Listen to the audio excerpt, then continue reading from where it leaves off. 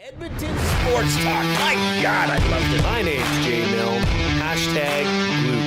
Our sports update deliverer, the Coon. I'm Zachary Kubish, and you're up today. You know what, Reid? You might be on to something. All right, here's what's going on in the Nasty Cup.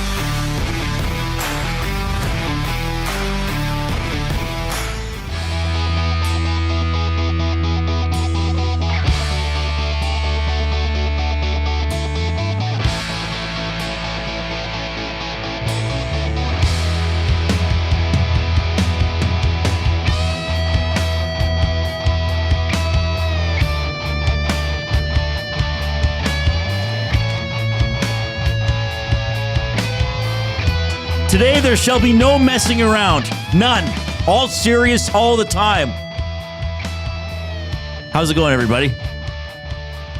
Along with Jason Milne, I'm Reid Wilkins, Edmonton Sports Talk, presented by Play Alberta. It is Wednesday, December 10th. Did I get that right? 2025? Correct. Hard to believe. We're almost at the end of the 2025 calendar year. Why do people say calendar year? Well, I guess there's a difference between a calendar year and a hockey year. The calendar year is 2025, but if you're saying we're almost at the end of 2025, do you need to say calendar year? I don't believe you do. I guess if you were saying what's this kid on Boston? Is it Geeky Morgan Geeky? Does he have the most goals this calendar year? So he hasn't had the most goals in an NHL season, but like in 2025, I think he has the most goals or something like that. Really? But boy, that doesn't count. Is that a thing? That doesn't count. But I understand it's a thing. Should it be a thing? Should it be discussed? I don't care if you scored lots of goals in the regular season to start the year of 2025 and have continued that. Yeah. Give me a year. Yeah. A hockey calendar. That's why, like, Tiger Woods did not win the Grand Slam. He held all four majors at once, but the Grand Slam is four majors in a calendar year. Because didn't he win the last three in 2000 and the first one in 2001? In a season, it should. Yeah, sorry, in a season. Yeah, you have to win all four in a season, I guess. Oh, what's that guy's name? See, you're off and running in the chat. Reid. Yeah, well, I don't want to get distracted by the chat because sometimes I like to have a bit of a separate, not a separate personality, but a separate topic in the chat. Yeah. So people who are in the chat are thinking, we're getting something from Reid that we don't get on air. So I've put a little challenge. I'm going to have to do most of this during the commercials, everybody. Okay? So most of what I put in the chat we'll get to during the commercials. So here's what you can do. First of all, you want to reach us, you want to chat with us, with each other, go in the nasty chat on YouTube. Of course, it's on Edmonton Sports Talk. You can subscribe to Edmonton Sports Talk and give the show a thumbs up. Click, click, click. Must you click? Please, please click. Must you click? You must click. Thumb, thumb, thumb. You can email Reid at EdmontonSportsTalk.com, Jay at EdmontonSportsTalk.com. You can text us 780-218-9999. That's the afternoon inbox presented by River Cree Resort and Casino. Happy hour featuring $5.25 drinks available Sunday to Thursday, 9 a.m. until 7 p.m. All right, and let's get the thumbs going on YouTube. We try to get to at least 100 every show. We've been doing a great job doing. Well, you've been doing a great job doing that. Once you give us the thumbs up, don't click it again because then it'll take it away. So once you give us the thumbs up, you click share and you send the show link off to somebody else. So, but December 10th, again, hard to believe. Like the passing of time is still something I can't comprehend. Mm-hmm. So, but it's that time of year when people in our profession, and you are now in this profession, Jay. Correct. You can't be like, well, I still feel like a furniture guy. No. You've been a talk show host nigh on a year and a half. Nigh on a year and 3 months, I guess. Nigh on a year and 4 months. The end of this month will be a year and 4 months. So it's this time of year where there's almost some expectation you'll do some reflection on the past year or lists or something. A year in review? Or some sort of year in review. So we are going to be between now and December 31st. I think you and I have 9 shows left to get together in 2025 because I have a couple days off next week and you have a couple days off right before Christmas, right? Yes. So at some point on those 9 shows, I want to do the top 3 books I read this year. because I enjoyed doing that last year. I challenged myself at the beginning of 2024 to read a few more books. So in 2024, I read 15 books. This year, I'm probably going to be at 12, maybe 13. But probably by the time we do the list, I'll be at 12 because I'm 80% done Project Hail Mary on the Libby app. Using my membership from the Edmonton Public Library, EPL.ca. They're a sponsor of Words of the Day, which we're going to get to a little bit later on. So I want to do my my top 3 books that I read this year. Now, it's a modest list. I certainly have not read every book written. Can you imagine if you read every book ever written? I don't think anybody's done that. I think you'd die from the fatigue. I don't think it's possible. You'd be dreaming about words all the time. I don't think it's possible if you came out of the womb fully capable of reading and comprehending that you could actually read every book available in your lifetime. Not even close. No, I don't think it's possible. And most books probably suck. And that's a big Or hypothetical. aren't of interest to you. Knowing that you'd have to come out of the womb being able to read. Right. I don't think that's ever going to happen either. Maybe it could. Why is your baby crying? Does he need to be fed? No, he needs someone to turn the page for him. He's getting faster. Well, why don't we do that on the 30th? Yeah, we could do that on 30th because the Oilers play on the 31st.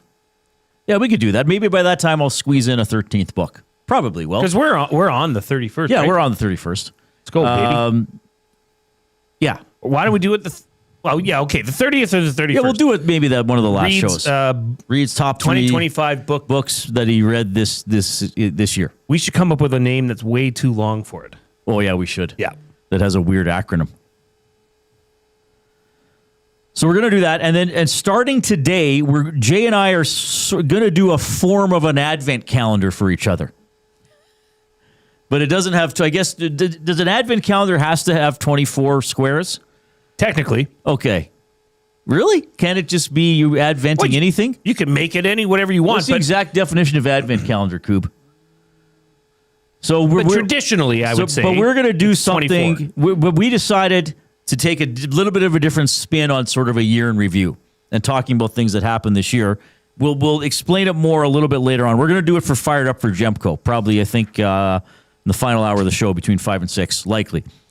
We're gonna ask each other trivia questions, and we'll explain the parameters around it when we get there. But that's going to be for us to reflect, and we always like kind of quizzing each other. Around the office, we're always like, "Hey, trivia! Hey, what about this?"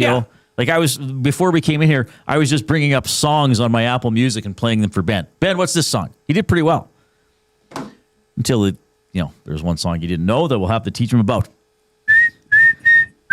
What's this song, everybody? What's this song?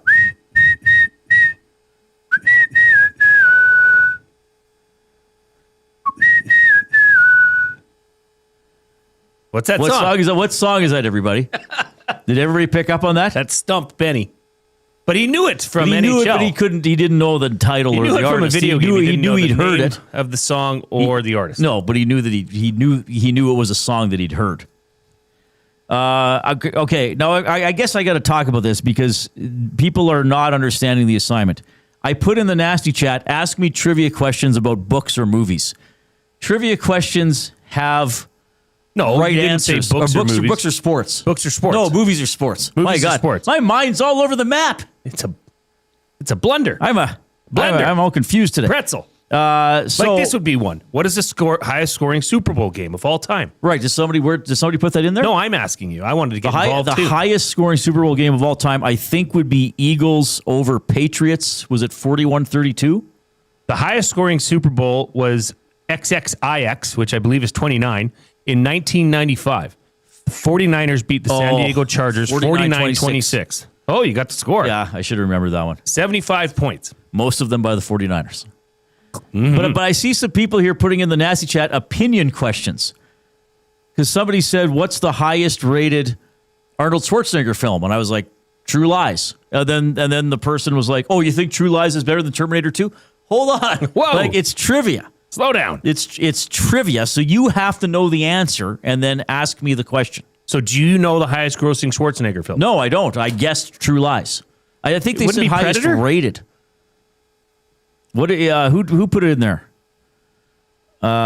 Casino Dealer J, I think. Yes.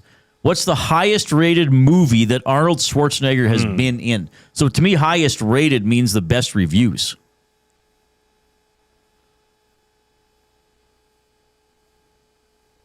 So I don't know what that would be. True Lies was quite well reviewed. Terminator 2 would be quite well reviewed. Terminator and Terminator 2 are what I'm seeing highest rated film. Schwarzenegger was involved. All right. So in that case, if I'm wrong, you got to tell me, sorry, Reid, you're wrong. Here's the right answer. True. Rip City Step says, you don't control the nasty chat, Reid. That's true, I don't, but I can participate in it, and I can give people an assignment to ask me questions. Oh, that's a good one from Castor. Here to try this one. What is it? The question you just put in. In any adaptations of Christmas Carol, Scrooged, how many ghosts visit Scrooge? I'm answering 4 because I think it's Marley, Christmas Past, Christmas Present, and Christmas Future. I think it's 4, not 3. I think. Now, Tiny Tim was still alive, so he doesn't count as a ghost. That's dark. Sorry. That is kind of dark.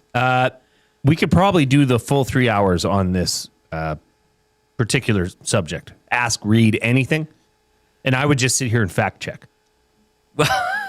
But people who ask me the question should know the answer themselves.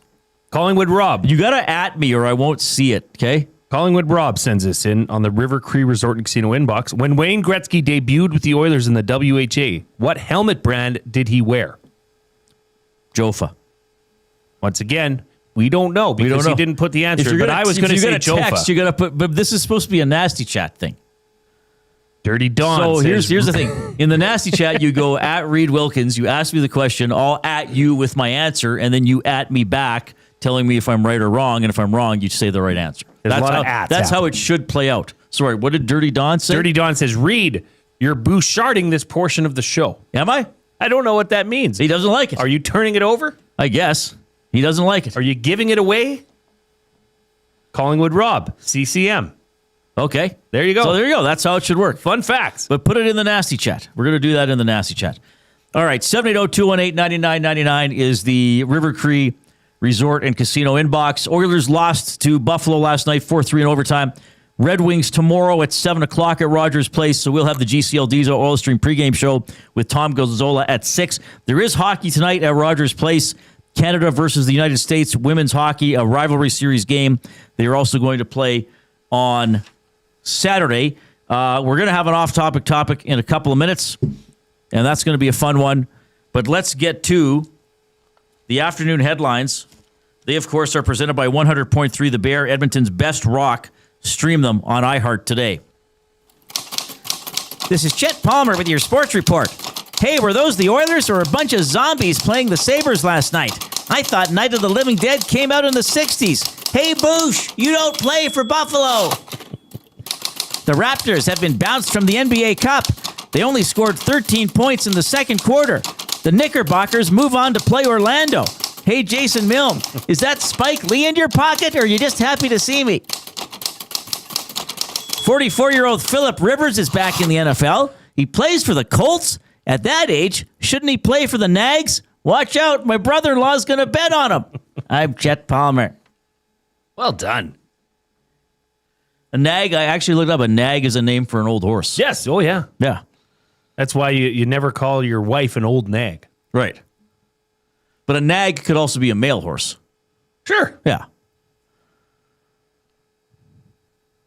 The nag of the night. That's the brother-in-law bets on, doesn't he? Isn't that what Chet said once? Nag of the night. Yeah. Nag of the night. We have a fridge magnet that says something to the effect of "I love you, you old nag." Oh, that's nice. And it's just a cartoon woman sitting there drinking a coffee with a horse. It's referred. It's implied. Oh, it's implied. Oh my goodness. Jasmine says, "Props to Chet to talk raps." Fair enough. Wow. All right, so keep posting in the nasty chat. Thanks. There we go. There's a good one from Uke. Oh, I don't know that one actually. Uke. I don't know. I'll have to guess. Base jumping? Yeah. Bungee. No, something assisted. Something assisted. Body assisted. Oh, I'm adding myself, not the big uke. I'm all confused. This is a lot of work for me to do two things at once. Body assisted Safe entry? safe entry. Okay. I have no idea. And that is C3PO for Jen's question. I'm pretty sure. This is a... Oh, I didn't do it properly. We get it. C number PO. Yeah. Big Uke, not even close. Well, Tell you us got what it is. to give us the right answer. Now, is that a sports related question? I said sports or movies. Base jumping, I think, Is that a sport? It's an activity. It's a what do they call it? Like a thrill-seeking activity? Is it sports? Is there competitions? I guess. Building antenna span Earth. There you go. Oh, because it's saying what you can jump off of. I guess. Missed the boat on that one. Sure. Tell you what, Bouchard, we're going to talk about Bouchard, but not for 3 hours. If that's what people wanted, we're not going to give them that. We'll talk a little bit about it. We'll talk a little bit about the game. We got some new stuff from practice today. Draisaitl's coming up on 1,000 points. Has an outside chance to get it tomorrow night, quite frankly. We're going to talk about Podkolzin, and we'll talk a little bit about the game last night. So, Joaquin Gage is joining us shortly. Gager's coming in about 5 minutes. Yeah. Talk hockey, talk life, talk food. We're going to have the Marmot Basin ski report with Brian Rode, or the snow report. That'll be pretty cool. We'll catch up with Odell Willis, who has stayed in town after his CFL career ended. So would he join the Wildcats coaching staff? Yes, he did. That's your former team? Yes, it is. He is their new defensive line coach. So we're going to see what that process looked like, why the Wildcats, and what else he's doing in his day-to-day. Oh, nice. Okay, that'll be fun. He's always great to talk to, Odell. We'll have to ask him some questions about the current version of his former team. I got one for you. Sure. What if we're saying acronyms? SCUBA. Self-contained underwater breathing apparatus. Good. See? Not as dumb as I look. Oh God. Nobody can be that dumb. Right. Yes! Yes! Woo! You got it. Yes! Oh, man. Really good. All right, we got an off-topic topic here. Is this another Coop topic? Coop's on fire. Coop went nuts with the topics. The off-topic topic for William Huff. Since 1952, William Huff has provided industry-leading advertising solutions for thousands of valued clients. Their unparalleled customer service combined with decades of industry expertise and a desire to make every job the very best can be is what they call the William Huff Advantage. Visit their website at williamhuff.com or give them a shout at 780-454-4536.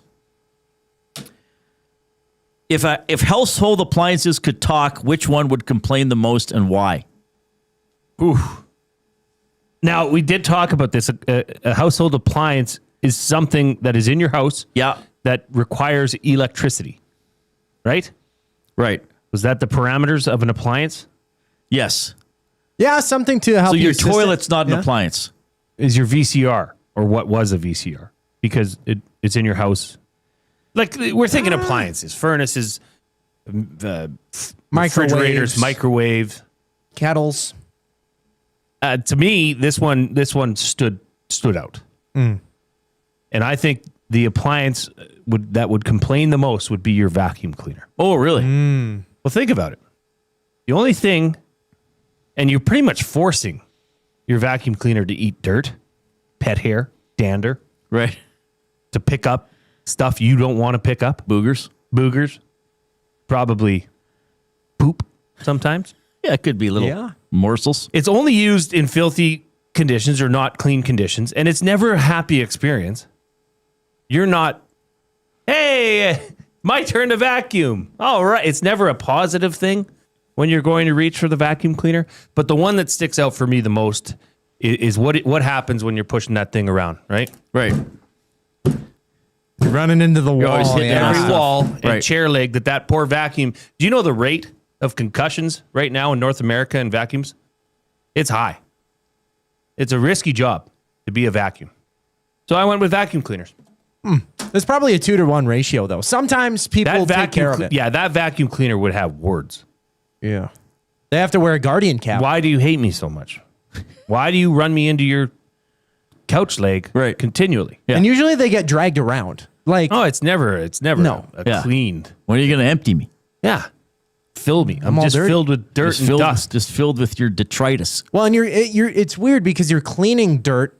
How often do you clean the vacuum as well? Never. So all the dirt and everything, mud and muck gets on maybe. it. Like, especially like at home, come on. Like you're picking up the rocks. Even here at the studio, right? We got to vacuum every once in a while. Now there's a lot more rocks that come out from the outdoors, given that it's winter time. Yeah, it's a rough job. Somebody's got to do It's a dirty job, but somebody has to do it. And how many times do you service your vacuum? Ew. Never. When it never. breaks? Only unless just it get a new one. Only unless it breaks, then you throw it Then out. you just throw it out. Life of a vacuum cleaner. What's the ain't insurance easy. on that? Yeah. All right. So if Household Appliances could talk, which one would complain the most and why? Text us 780-218-9999, River Cree Resort and Casino inbox. You can post in the Nasty Chat on YouTube. You can ask me movie or sports-related trivia questions in the Nasty Chat as well. You got to at me, though, so I see it, and then at me whether I'm right or wrong with the right answer if I'm wrong. Joaquin Gage is going to step in. Jay's Play of the Day is coming up this hour as well. Let's go to the technical desk. Here's the Coop.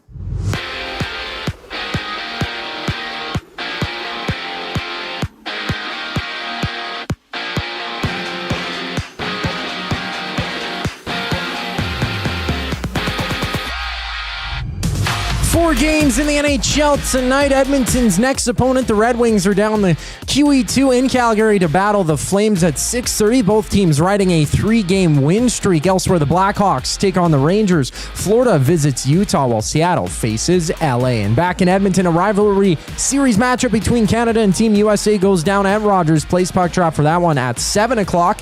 In the NFL, Washington's Jaden Daniels has been ruled out for Sunday's matchup against the Giants. Daniels going down with a left elbow injury this past week against the Vikings. The same elbow he dislocated in Week 9 against the Seahawks, having no structural damage or setback for Daniels. From Tampa Bay, Mike Evans has been activated off the injured reserve. Evans missing the past 6 games with a fractured collarbone, suffered Week 7 in Detroit. He's questionable for the Buccaneers in tomorrow's contest with Atlanta. On the court, there's 2 quarterfinal NBA matchups going down. The Thunder clash with the Suns at 5:30, and the Spurs throw down with the Lakers at 8 o'clock. Over to the MLB, ESPN has reported that Pete Alonso and the Orioles have agreed to a 5-year deal worth $155 million. Alonso spending all 7 years of his career with the Mets. This sports update is brought to you by Advantage Sports Medicine. Connor McDavid's got a team of specialists. You've got a bag of frozen peas. Get the same locker room approach that's trusted by the best in the game. Call them at 780-460-9977 or visit their website at advantagesportmed.ca to book an appointment today. Joaquin Gage checks in next. I'm Zachary Kubish, keeping you up to date. 2 guys and a goalie. Hired or fired, the Canucks should trade Quinn Hughes this season. Fire it. You're never going to win. I don't know. I feel like they're in an insane position here because there's no good outcome, it feels like right now. You're not probably winning that deal, right? Can we get back to top 10? Hey, we can go back there if you want. You're going to lose him anyway, though. Not this year, but easy. 2 guys and a goalie, presented by GS Construction. Tuesday and Thursday afternoons at noon, only on Edmonton Sports Talk, your clear choice for Edmonton sports. We have what you're looking for. GD Liquidators is Edmonton's one-stop shop for new and used warehouse, office, and industrial items since 1987.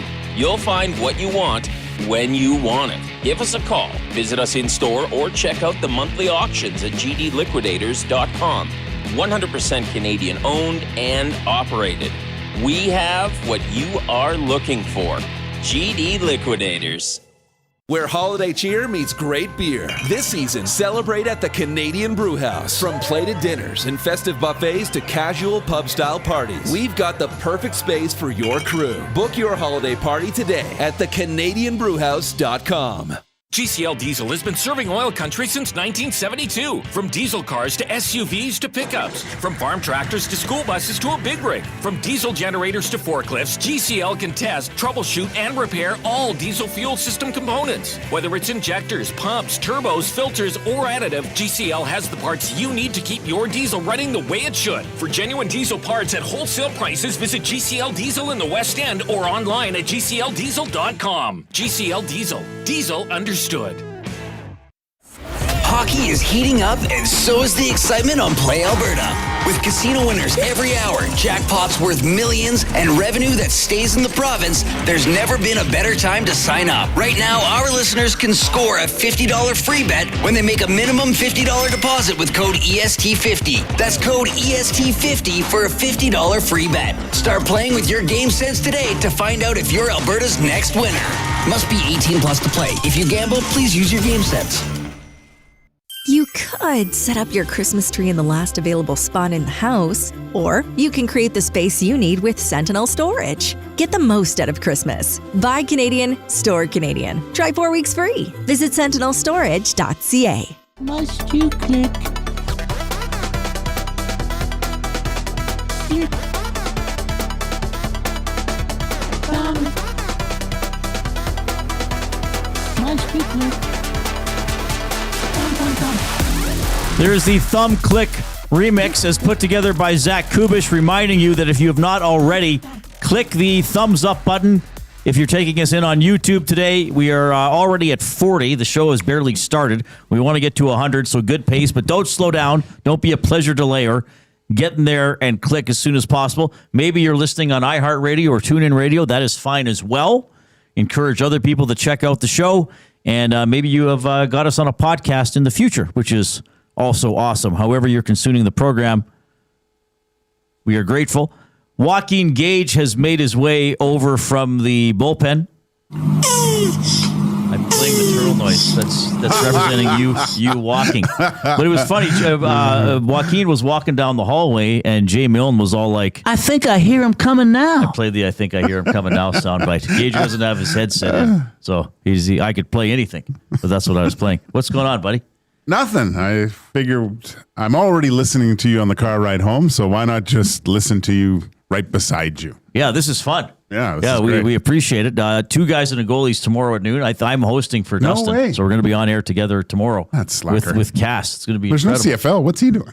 He's I think he's He getting has a his, meeting. I think he's getting a manicure. Oh, Do you think who's had a manicure? Show of hands. I have not. I've had a pedicure. Okay, I've had neither. Have you had a pedicure, Gager? Mm-hmm. Are they rewarding? sometimes it's nice someone just massaging your feet. Yeah. Okay. No. And getting the what are they called? Like toe jam? Crap? No, like you get like a hard build up on your heels. A callus. Callus. Yeah. Taking that Corns. down. Corns, bunions. What's the difference between a corn and a callus and a bunion? I got bunions. What? Oh yeah. What's massive. a bunion? It's the big toe, the joint of my big toe. Oh, that's right. Has somehow It's angular. Yeah, it comes from tight calves. Is that gout? No. that's It doesn't give me any pain. Is that? Oh, it doesn't give you pain. It's No. just inflamed joint. No, it's like a bone that's hardened. Like if I were to participate in karate, it would be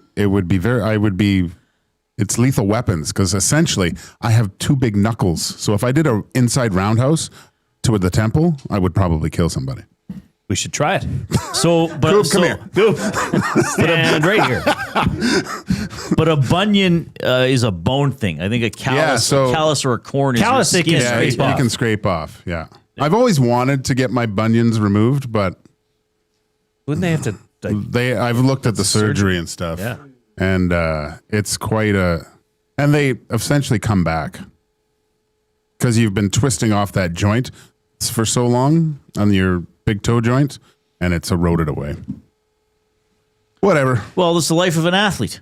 Yeah. Ex-athlete. Yeah. I blame my parents for buying me crappy shoes at Sears as kids. But Had to stuff them into there? yeah. You went to Sears. That's fancy. Simpson Sears. We had to go to Zellers. There was Zellers in Kitsilano. Well, maybe Simpson not. Sears. Our parents would call it Simpson Sears. Yeah, well, when I was a kid, there were some people that called it Simpson Sears. Well, I heard you mention Woodward's. Like there was a Woodward's on Hastings, I believe. And then Eaton's in the Bay. And Woolworths? I liked.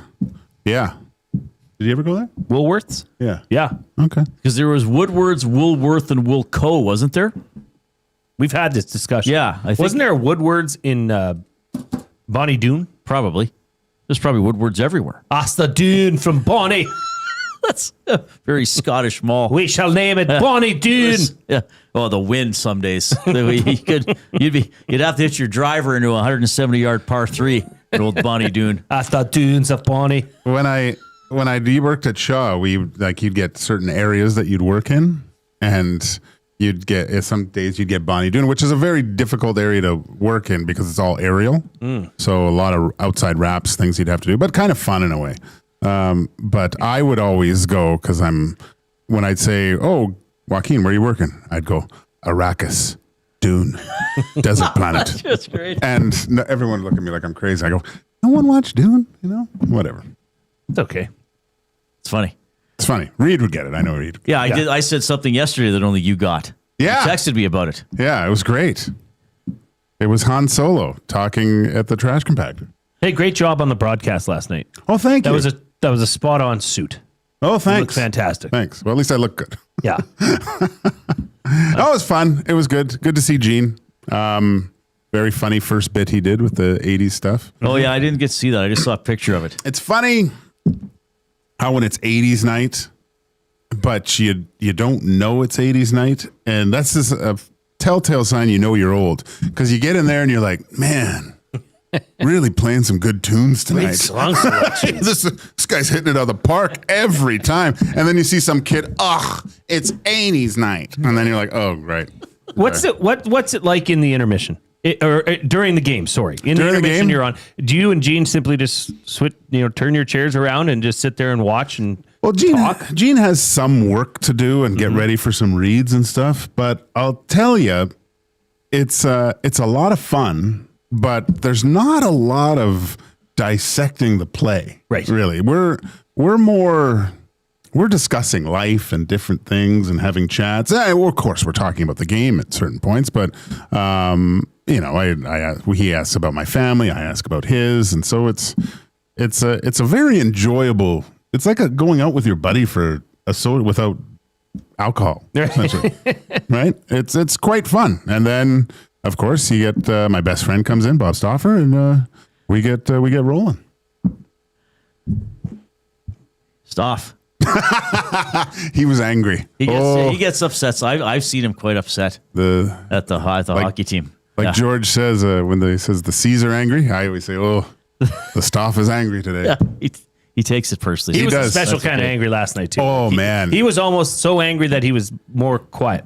You know what I mean? I do my best to kind of calm the seas a little bit. Like he came in hot. I knew he was angry and he was talking about the first period. And I was like, well, they didn't have a shot till 12-minute mark, and it wasn't all bad. Not a great start, and he kind of calmed down a little bit. But I did, I mentioned the Ruth's Chris thing, and he kind of laughed, and he had a pun. Like you never see that happening. So I thought, oh, okay, Bob's in a good mood. But the Oilers really ruined the rest of his night with that play. Sure they did. So we ruined a lot of fans. Sorry, I'm distracted, Gager, because I love you. Oh, but I told people to ask me trivia questions in the Nasty Chat about movies or sports. Oh, wow. So I'm doing, 50-50. So Big Uke threw in there, what year was Wimbledon first held? No idea. So I type in 1877. Apparently that was right. Come on. Really? Well, he said you gave me check marks. He doesn't know. He just thinks you're right. He's probably like, wow, Reid knew that? there's some good ones. I'll have to focus more during on I was wondering if it was a good idea or a bad idea for you to be. Probably both. But then Dusty asked you a question. I think I got it right. I think I got it right. Who did the Canadians take 21st overall in 1993? I think they took Koivu after winning the Stanley Cup. And it looked like they were going to win more Stanley Cups, and Canadian teams would always dominate. So much for that. They're not doing as well as they did before now, hey? No. So what do you think? I don't think you and Hernan talked about this. Maybe you did and I missed it. What do you think Bush's teammates think of Bush? Ooh, that's a great question. When a guy's on your team that means a lot to his value, right? But he keeps making mistakes. I would hazard to guess there's some discussions between guys away from Evan that are like, well, what's going on here? What do we do? Yeah. And this is where probably this is where you would see if I were to go back when I played with Edmonton and there was a guy that was doing something, you would see a Kelly Buchberger, a Doug Waite, Bill Guerin, that would go, "Hey, what are you doing this afternoon?" "I don't know." "Hey, you want to go grab lunch?" And they would go somewhere, have lunch, a few beers, and have a hockey player to hockey player probable discussion about what was going on. How was he? Is everything okay? Right? It's almost like a review meeting with your boss, but with one of the leaders on your team, where they would just checking in. Just check. Yeah, is everything okay? Like, what can we do to help you? Essentially, right? I think I don't know if that's happened. I'm just guessing, but I'm sure there's been nights out with red wine summits with discussions with Evan Bouchard. And it might have happened early in the year, and then you saw over the last month he's been playing well. And maybe it's just a hiccup last night, right? But we've been watching this player for a number of years now, and we see I think DVD said it great, there's two Bouch bombs. Right. There's the goal, and then there's the goal. That's the massive failure. Here's the biggest issue I think the Oilers have. Okay? And I'm going to summarize it because it's a mentality. I mean, of course, we all here, three of us, everybody here talks about the roster construction and the line combinations and the draft picks and the trades and the goaltending and all that kind of stuff. This is a game management issue. They refuse to punt, especially the star players. So what I'm saying is they have an almost unwavering stubbornness to not make the safe play. Final minute of the period against was it the Kraken? Leon has the puck in his own slot. I'm going to stick handle with 20 seconds left in the period from a stationary position with my back to the guy who's checking me. And he steals it and scores. Now, the Oilers still won that game. Evan Bouchard. Oh, I'm getting pressured behind the net. I need to rim this up the wall to Ekholm, who was waiting for the puck. No, I'm going to try to stick handle through Thompson's triangle and lose the puck. And even the overtime goal last night, it wasn't puck management, so it's not the same as they won't punt. But it's like, Connor, no, I won't go back to my own goalie and cover the front of the net. I'm going to cheat for offense while we don't have the puck. They refuse to punt. They refuse to make the safe decision. I have to agree with you, Reid. That's a good way to summarize it. There's always, and you have to look at it as those guys are the creative guys on the team. They're paid to generate offense. But you also are paid because your hockey IQ, your hockey knowledge, and knowing where the game is and what type of situation you're in to make the right play. And you mentioned one, and that Bouchard play, that's automatic. And you watched him go back, and we're talking about that the Thompson goal. Goes back, double shoulder checks. So he knows where both, well, I hope he knows. But he sees where the two guys are, notices right away he's getting pressured, and the other guy is close. And he can also hopefully see his partner.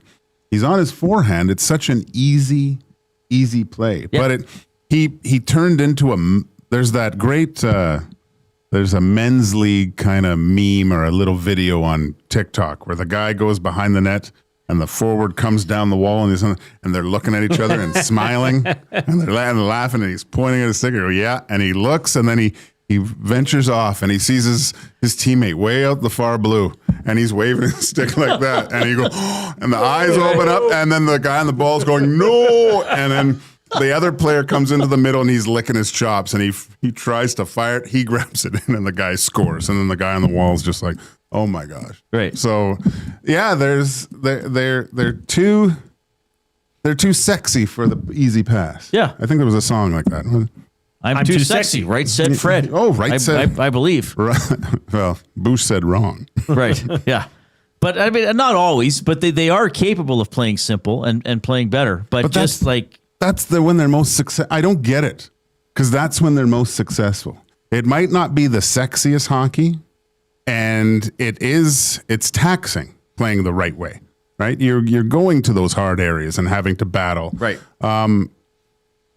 Sometimes the fancy play is the easiest play, so to speak. Like when you see Connor go and try to go through 4 guys, yes, he's done that before, but it happens once every 15 games. Right. You know, it's the pull-ups, you know, maybe even taking the puck behind the net. I don't know.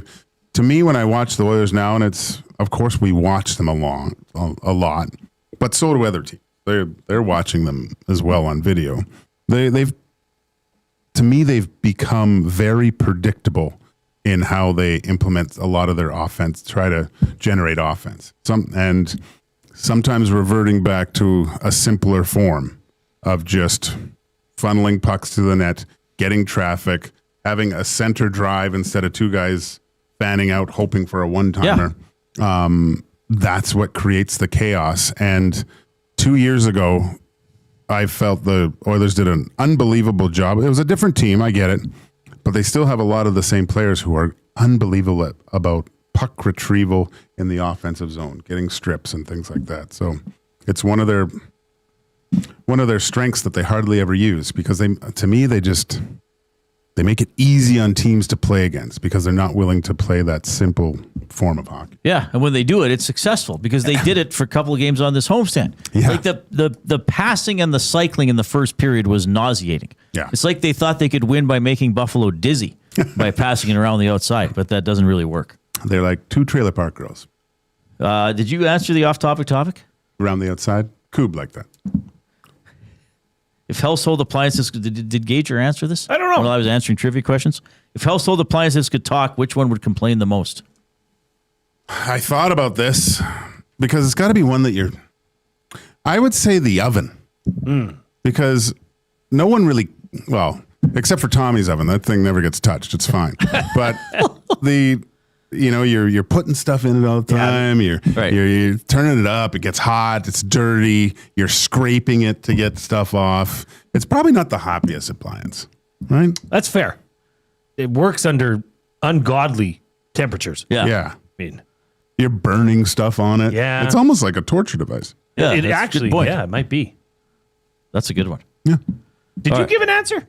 No, I haven't given mine yet. Okay. I was too busy answering trivia questions. Boy, some people, they're coming at me hot and heavy here. I can barely see the road from the heat coming off. I think you got to reach down. Yeah. See, Gager got it. Yeah. Gager got it. We're in the Canadian Brewhouse studio. Pizza Sunday is back at the Canadian Brewhouse. After 4 p.m., grab an 8-inch 2-topping pizza for just $9.99. Wash it down with $6.99 doubles and $1 off Bud Light tankards. All right. Gager, you're the best. Thanks for coming in. My pleasure, guys. We'll see you around. Thanks for making the little sandwiches today. And you made the... Did you like those? Fantastic. Yeah. Okay. And was it chicken or ribs you made yesterday or the other day? Yeah, the pork ribs. The pork ribs. Those are really good, too. You're the best in the kitchen. What do they call those? Like when you go to a restaurant, dry ribs. Oh, dry ribs? Yeah, they would say dry ribs. Yeah, fantastic. those were good. What you making tomorrow? Well, I have some stuff that I have to make tonight, and we'll see. Maybe I'll just bring it in and use up the rest of that bread, right? Because we got all that bread. Well, that's what you're doing. You're using the bread out of the freezer. Yeah. Or else it's just going to sit there, right? So it's just little sandwiches. Yeah, maybe, that's a good idea. That's a good way to use it up. Maybe some meatball sandwiches. Oh, that'd be all right. Sign me up. I'll have some probably leftover fish and brown rice tomorrow. Sweet. For my heart health. Yeah. Oh, maybe, we got to start implementing a little healthier menu, too. I'll try to make something healthy. Yeah, I'll be boring tomorrow as well. Well, we love we love all our listeners, and they're incredibly generous, especially this time of year. Oh my gosh! But the stuff they drop off generally has a high sugar content. Yeah. So no, not good. We got to balance that out. Gager, appreciate it, buddy. Thanks so much. Joaquin Gage, she's on EST Afternoons with Hernan Salas, 1 to 3 every day here on EST, and 2 guys and a goalie, noon to 1, Tuesdays and Thursdays. So and I'll be on with them tomorrow. Here comes the Coob.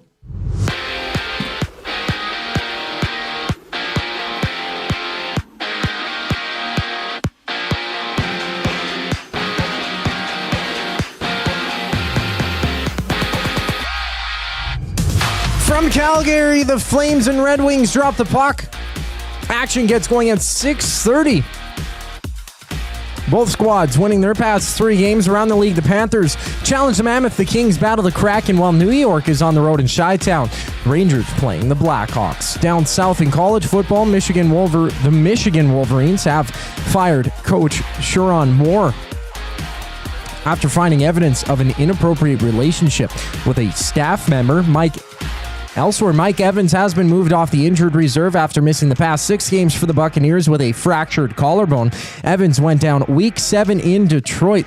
Is questionable for tomorrow's matchup against the Falcons. Meanwhile, Jaden Daniels has re-injured his elbow on his non-throwing arm and is now ruled out for the Commanders as they face the Giants on Sunday. Elsewhere, ESPN has reported that the Orioles have agreed to a 5-year, $155 million deal with Pete Alonso of the Mets. To the hardwood, there's 2 games on tap. OKC tips off with Phoenix at 5:30, while San Antonio visits LA to take on the Lakers at 8 o'clock. This sports update is brought to you by Windsor Plywood Leduc. Locally owned and operated, serving Leduc and surrounding areas since 93. They have doors, flooring, baseboards, and of course, plywood.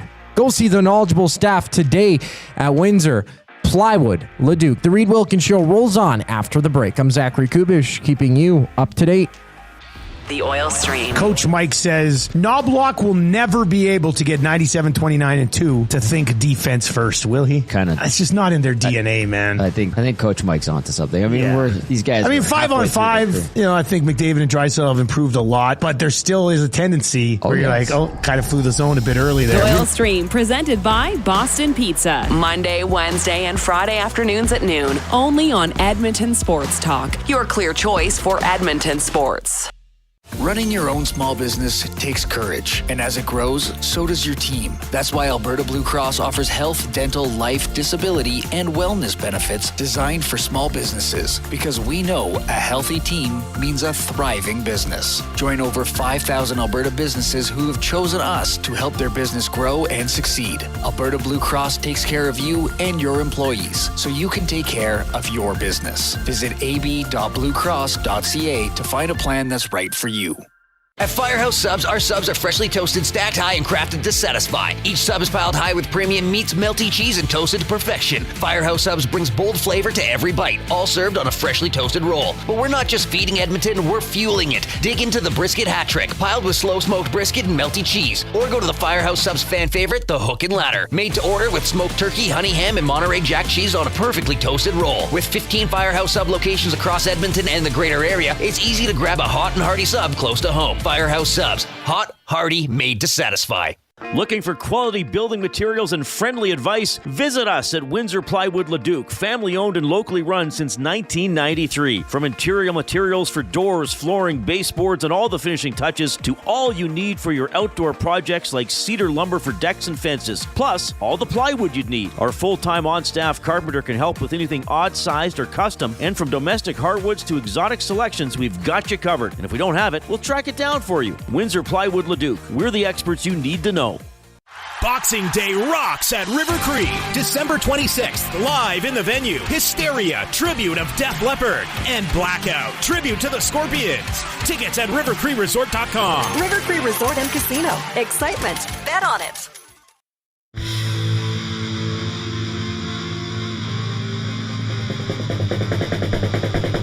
Why did you leave me so fast? You never gave me a happy chance.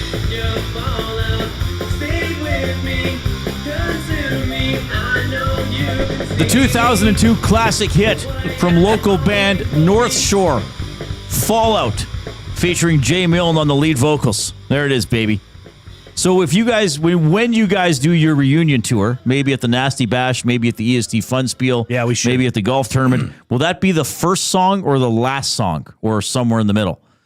Oh, good question. Like, would that be the encore? Would that be, okay, you open with a couple other ones and then it's like, oh, now here's Fallout? Would it be maybe two-thirds of the way would through? Be the encore. Would be the encore? I think it would have to be the encore. Because so it'd be like you do all your songs and then you'd be, okay, good night, everybody. There'd be that hush, like the people who really know the music, like me, there'd be that hubbub, like they didn't do Fallout. They're coming back. Done it yet. They're coming back. It's like when Leopard goes off stage and they haven't done Pour Some Sugar or Photograph. It's it's like, okay, like we know they're coming back. So yeah, so we'd be out there and I'd be like, and then they'd be chanting Like North Shore Fallout, North Shore Fallout. You know. That would be awesome. I would love to get the band back together for an EST event. Well, one of them has moved away. The rest, one of them's in Kelowna. Okay, but he's a bass player. We could probably find somebody that could do it. He was the afterthought in the band. Well, are you going to tell him that? He wrote. Well, so he listens yeah. all the time. What's his name? First name? Robbie. So Robbie, you might see some stuff about a North Shore reunion. Oh, cool! We're getting back together. Well, yeah. Me and the other guys have gotten back together, and we got a guy named got a bass player actually. So you might see some shows. What do you mean? What do you mean? Well, like there's a North Shore reunion, Robbie, but we've gone another way with the bass player. We've actually already organized some gigs and we've been practicing and rehearsing, I guess. Oh, I see. So okay. Thanks for telling me, I guess. That's you talking. Can you imagine? That would be fun. That's you dumping Robbie as the bass player. That'd be fun if we did. Robbie, look, this hurts me more than it hurts you. Jeepers. Poor Robbie. Yeah. Kelowna. I hope he's listening right now. He listens. Yeah, he does. Will he text you? Will he be like, he'll be like, wow, your co-host is really sassy. Yeah. He's hurting me. He comes home at Christmas. He's fictionally breaking up with me. What would you think a proper song set would be? Post in the nasty chat. What's the kindest way to tell Robbie he's no longer the bass player of North Shore? I like it. This is their second off-topic topic for William Huff. Hey, Robbie, hope you don't own any guitars. Oh, why would you hope that? Well, because you would have had to go and buy one, and we didn't want to ask you to. I think if we played 4 songs and an encore. Well, that's all you would do? I don't think anybody wants the whole night to be taken over. So would you do all North Shore, or would you do maybe turn up the radio by autograph? Or... We'd do a cover for sure. Yeah. We would mix a cover in there for sure. My Body by Young the Giant. That's Probably. what he was whistling, by the way. Nobody put that in there. Hang on, I'm answering trivia questions. What was the locker room like last night? Like, is it different after an emotional loss like that? It usually stinks. But you know what I mean? Like, there's losses and then there's a loss like last night. It's the tone is a little more like somber. There's usually not music playing. Like, you hear the music from the outside before you go in. You know, the players are usually a little more like, okay, let's just do this. Like, who spoke last night? Hyman? Nuge. Yeah, Nuge went first. Nuge is always ready to go. Like, he'll be out from his locker. Like, he's a true veteran. You know, like because they usually take all their gear off, so they're just in the sweatsuit or the under stuff they wear, the Under Armour type stuff. And Nuge is usually out from his locker because if there's a lot of cameras around, you know, sometimes guys like me wind up off to the side or even in behind. So he steps out from his locker. He's kind of right there, ready to go. Yeah, I mean, they're usually pretty under control with their post game anyway. Mm-hmm. I felt like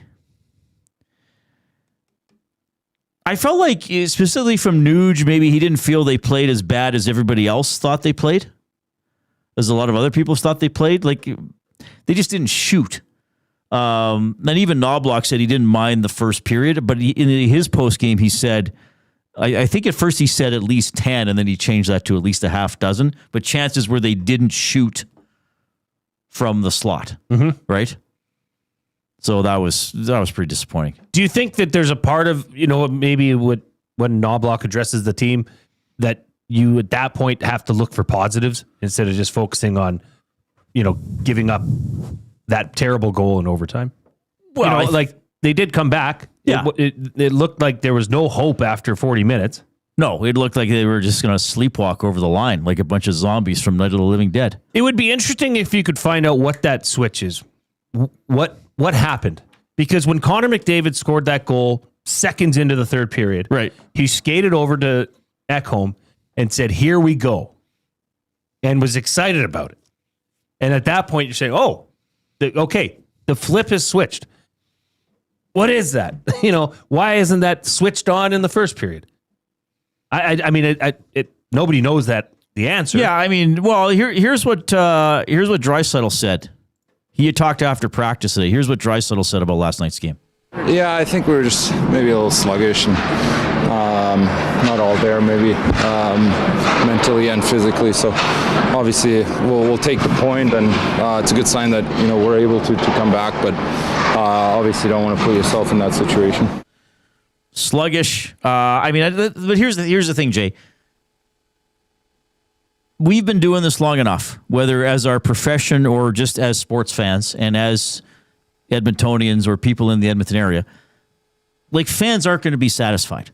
True. If Leon Draisaitl says, well, we were sluggish, nobody's going to say, oh, okay, that's what happened. Because, if you're already typing this into the nasty chat, don't bother, because I know what you're going to say. How could they be sluggish? Mm-hmm. It's their job to play a game. They got to be up for it. And for a large part of that, I agree. Now, there are things other teams can do to make you look bad. But yes, to control the puck to the extent they did at times in the first period and not shoot is, I can't make an excuse for that. They were off. Mm-hmm. So that simply wasn't good. Is it great that they were sluggish? Of course not. Can they continually be sluggish? Of course not. Is it frustrating that they're sluggish? Of course. If you paid several $100s to go to that game last night, after they scored 15 goals in their previous 2 home games, are you thinking, I got this? Great. This is the game I got? Of course, you should be frustrated. But can I explain why they were sluggish or why sometimes human beings perform well below their potential? I can't. If I could, I'd be the best sports psychologist in the world. Well, and look, the discussion about Bouchard, that's been talked about since the game last night. Right. That's what you get with Bouchard. Is that now also with McDavid wanting to fly the zone in overtime to create offense? Yes.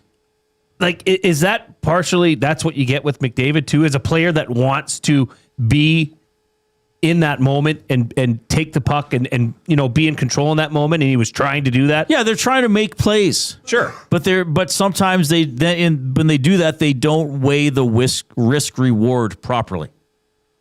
Yeah, and I mean, Gager was talking about it, the hockey IQ, right, that is extremely high, especially with Connor McDavid, was telling him that puck that McLeod had would somehow get tipped out and he'd pick it up and take it down. Right. So you can't really say, okay, you can only blame Bouchard for having totally 2 different dimensions to his game. Connor McDavid's out on the ice to score a goal. And he thought that play looked like he was going to grab a loose puck and take off. Right. So it did look terrible, though. The 3 best players on the Oilers leaving a man wide all open puck in front watching. of the net. Mm-hmm. Well, and that's why, there's a lot, whose fault is it? Whose fault? It's everybody's fault. But I still say McDavid was the guy coming back who had the best view of the play. And he took himself out of a position to have the best view of the play. And he took himself away from the most important area of the ice. Because when he first comes back into the zone, it looks fine. Mm-hmm. Even if Draisaitl and Bouchard mistakenly double-team McLeod, if McDavid stays between the hash marks or a little lower, at least he's got the front of the net. So if the puck comes out to the other player who was on the ice, I can't remember who it was. It's like if McDavid just stays down the middle of the ice, what does Belzy always call it, Royal Road? Mm-hmm. The puck can't get across to tuck. If it comes out to the other player, okay, well, he's going to have it. He won't have a pass, so he's going to have a bad angle shot. Then if he beats Skinner from there, well, then we can talk more about Skinner.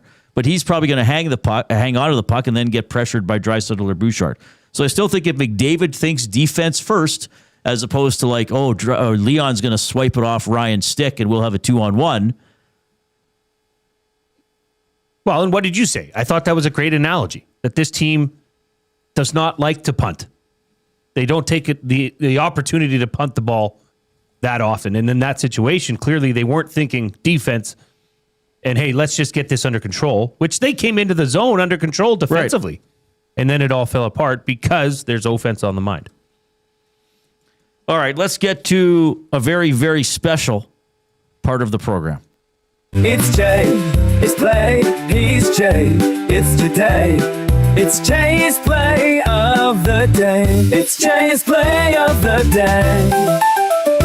Jay's play of of the day. Presented by Play Alberta, you can skip the flight to Vegas because jackpots are just a tap away. Experience all the thrills of the casino right from your phone with Play Alberta. Download the app today. Deposit $50 using the EST exclusive promo code EST Casino for a $50 casino bonus. Okay, this one's quick and dirty. Friend of the show, he's on the hangout every week, Murray McCourt from the ranch.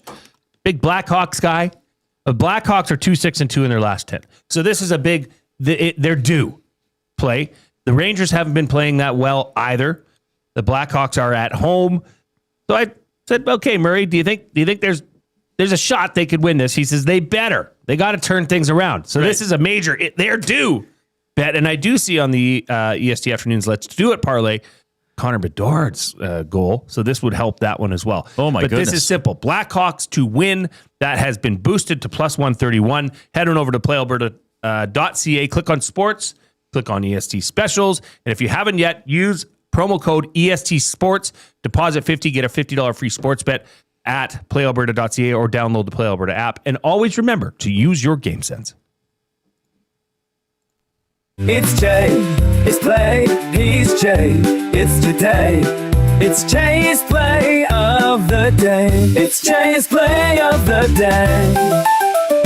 Jay's Play of the Day. All right, you'll hear from Draisaitl and Knobloch after practice today. Draisaitl approaching career point number 1,000. We'll catch up with former Double E star and now joining a junior team here in Edmonton as a coach. Odell Willis is going to be on the show. We have some Oilers-related topics for buying or selling presented by Damon Bunting. That's all coming up after the 4 o'clock break. The Lock Shop. Now let's go to defense. McCarr, Morrissey, Taves, Theodore, Doughty. So that's 5. If you look at it, like for a long time, I kind of thought that this was just going to be that group. There's a wild card in all of this. Okay. Matthew Schaefer. He's 18 years old, so a raw rookie. You'd have a very hard time making the case that he's not one of the 8 best Canadian defensemen right now on the planet. The Lock Shop, weekday mornings at 11, only on Edmonton Sports Talk, your clear choice for Edmonton sports. Looking for flooring? Paramount Flooring has it all. Sales, service, and expert installation. With options for every style and budget, open 7 days a week. We've got you covered. Quick delivery and in-stock deals. Plus, EST listeners get 10% off. Visit ParamountFlooring.ca today. You've always known GCL Diesel as the experts in diesel fuel systems. But did you know that GCL is also your source for turbochargers and turbo repair? As a turbo supplier for Garrett, Borg Warner, and Holset, GCL can provide genuine original equipment turbos at wholesale prices. Whether it's diesel, gas, natural gas, or performance, we can provide you with the turbo or custom repair you require. Turbo questions? We've got turbo answers. Visit us in the West End or online at gcldiesel.com. GCL Diesel, turbochargers, understood. Where holiday cheer meets great beer. This season, celebrate at the Canadian Brewhouse. From plated dinners and festive buffets to casual pub-style parties, we've got the perfect space for your crew. Book your holiday party today at thecanadianbrewhouse.com. Weiss Johnson, whoa. Hi, Dennis from Weiss Johnson here, and we're excited to be partnering up with the Nielsen Show and have a special deal exclusive for Nielsen Show listeners. Get 10% off any new Trane furnace, air conditioner, or heat pump installation from now until the end of October. Bundle a furnace with an AC or heat pump and get 25% off the package price. Get your home comfort now for all seasons with Weiss Johnson and Trane. Trane, it's hard to stop a train. Visit wjsportstalk.com today.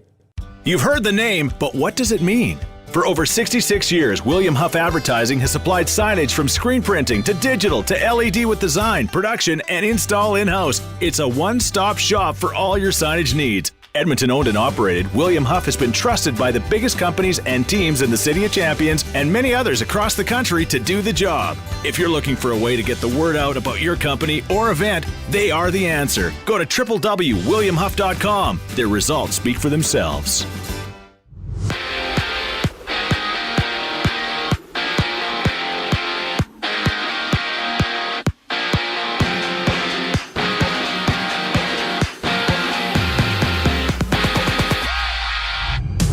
The Red Wings and Flames meet at the Saddle Dome, each team holding a 3-game win streak. Edmonton hosts Detroit tomorrow with 3 other games on tap in the NHL today. Blackhawks dueling the Rangers, the Cats, and Mammoth scrapping while LA visits Seattle.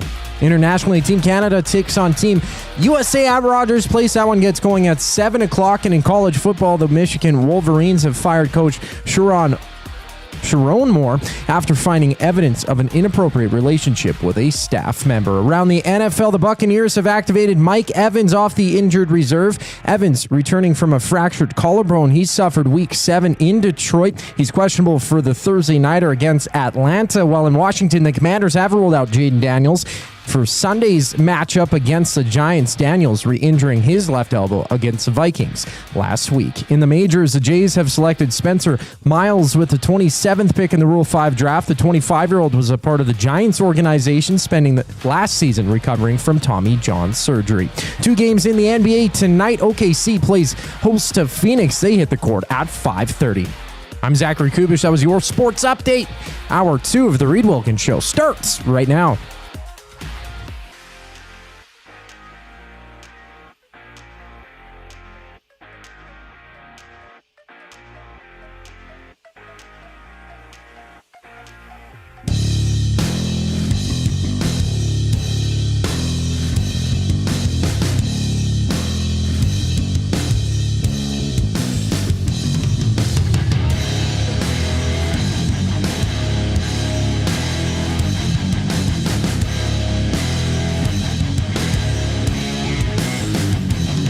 Hey, I got a screw loose here.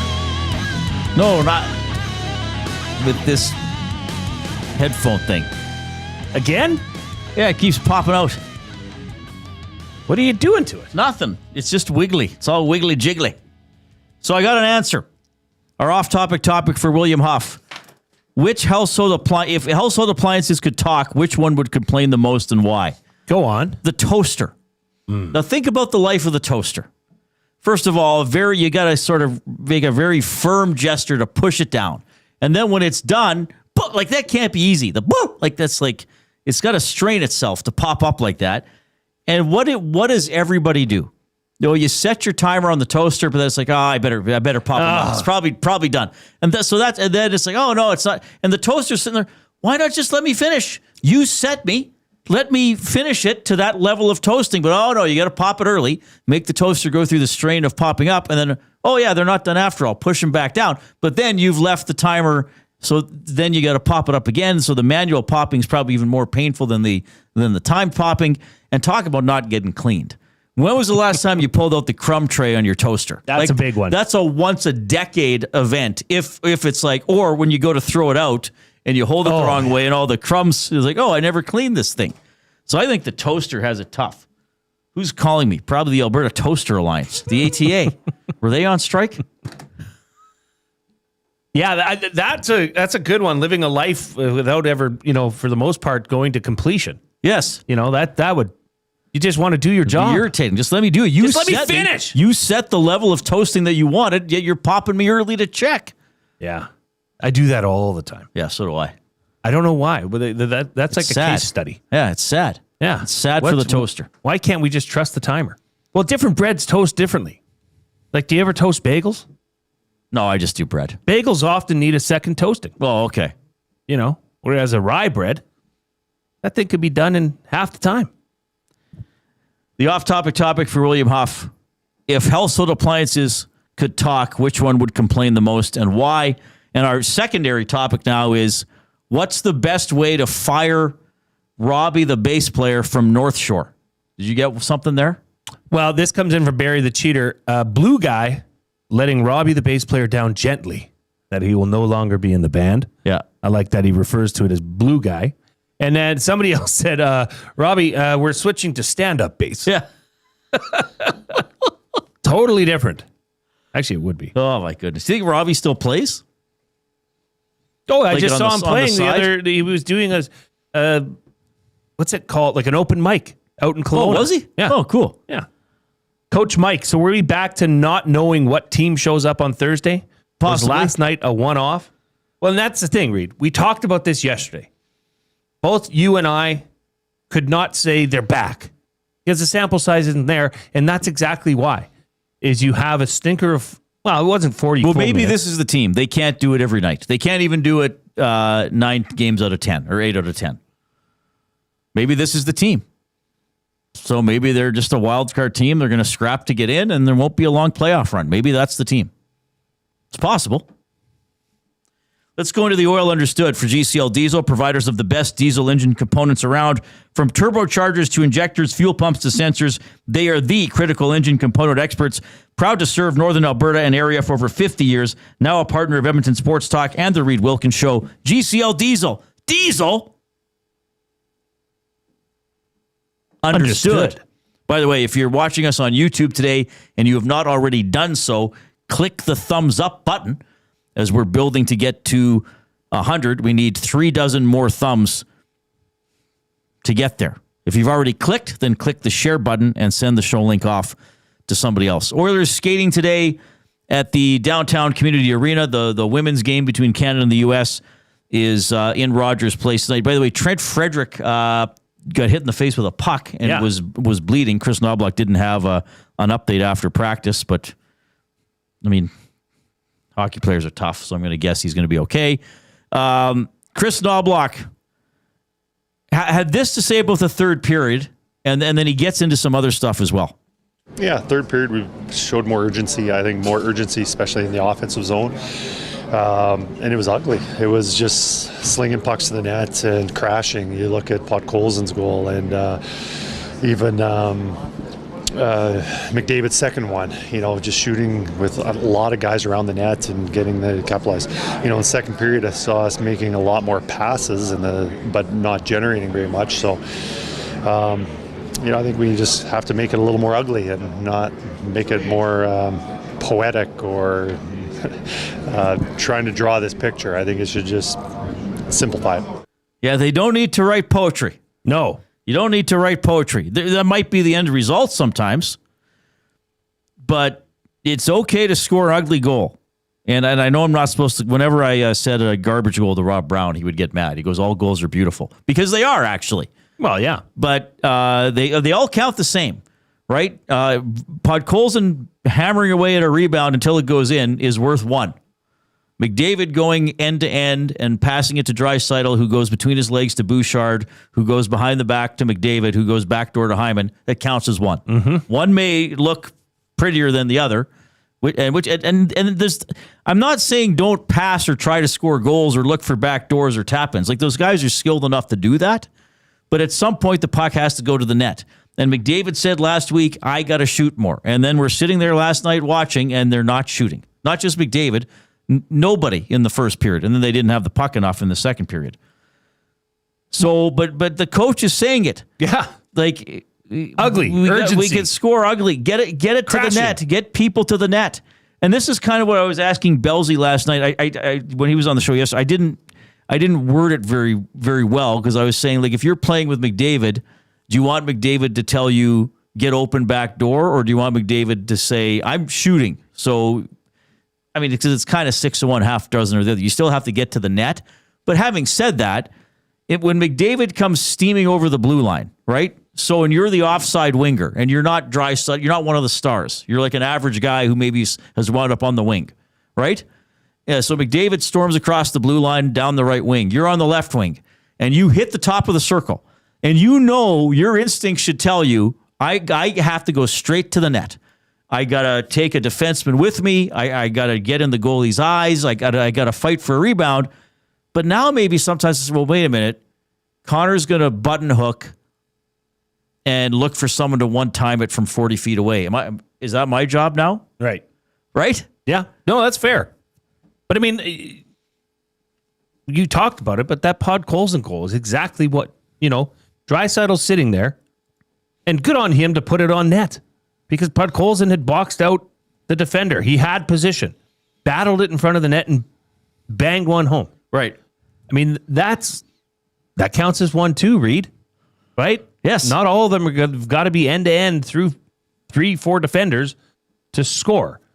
But it's interesting.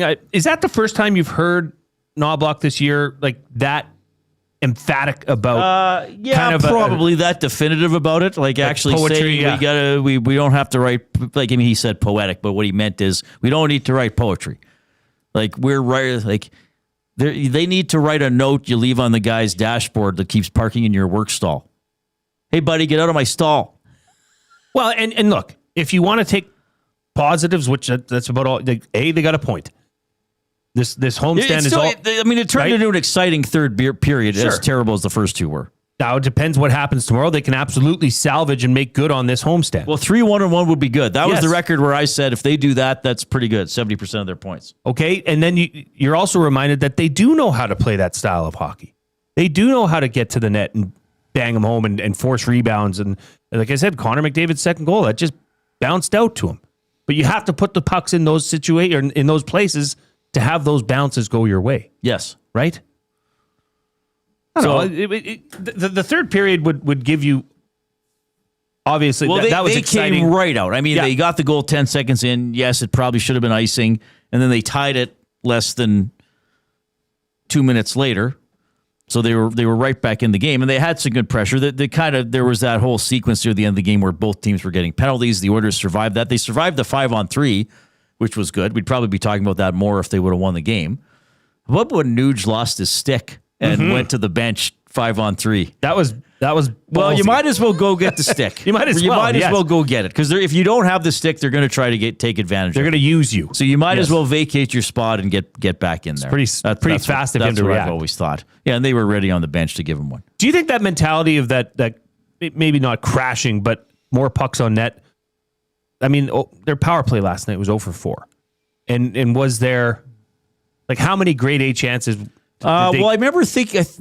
I think their first power play of the game was pretty good. Yeah, if I remember. And then it kind of went away. Yes, I mean, kudos to Buffalo's Buffalo. got a good PK. Yes, that's their best part of their team. They do, and they defended well.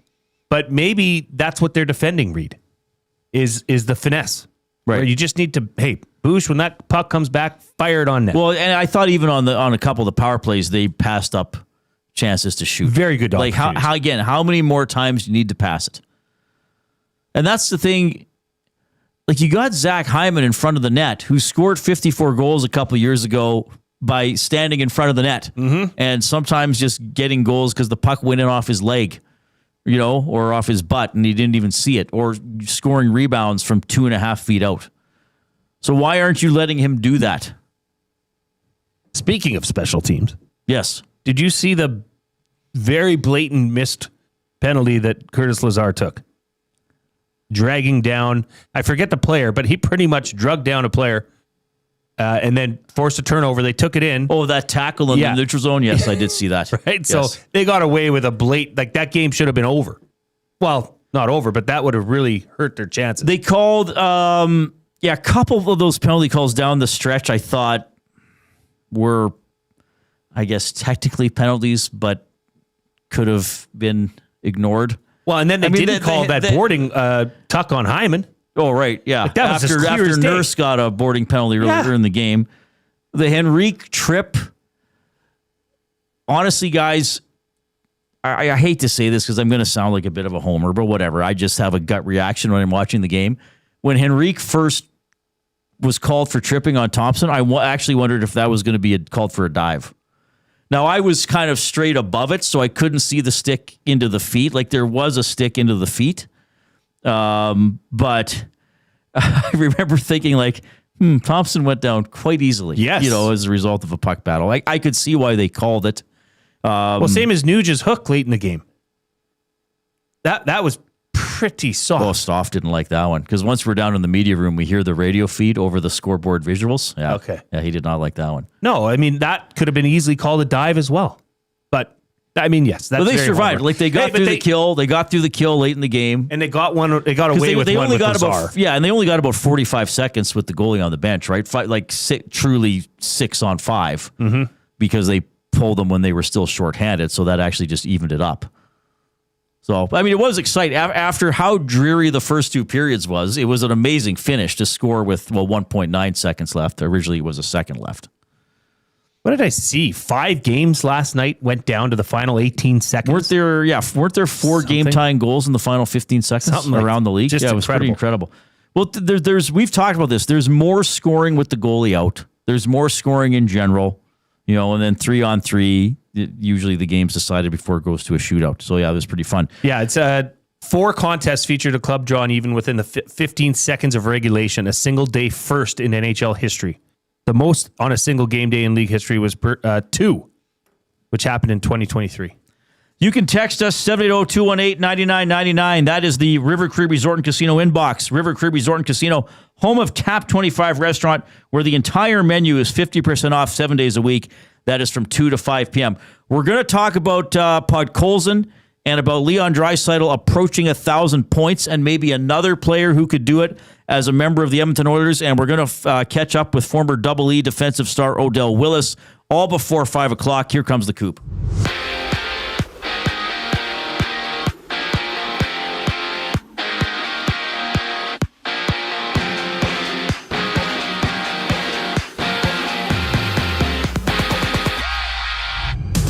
4 games in the NHL. Edmonton's next opponent, the Red Wings, are down the QE2 in Calgary, battling the Flames at 6:30. Both teams on a 3-game winning streak.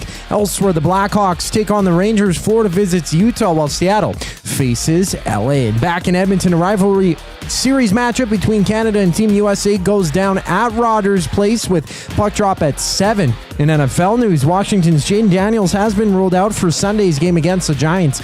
Daniels going down with a left elbow injury this past week against the Vikings. That same elbow he dislocated Week 9 against the Seahawks. From Tampa Bay, Mike Evans has been activated off injured reserve. Evans missing the past 6 games with a fractured collarbone he suffered Week 7 in Detroit.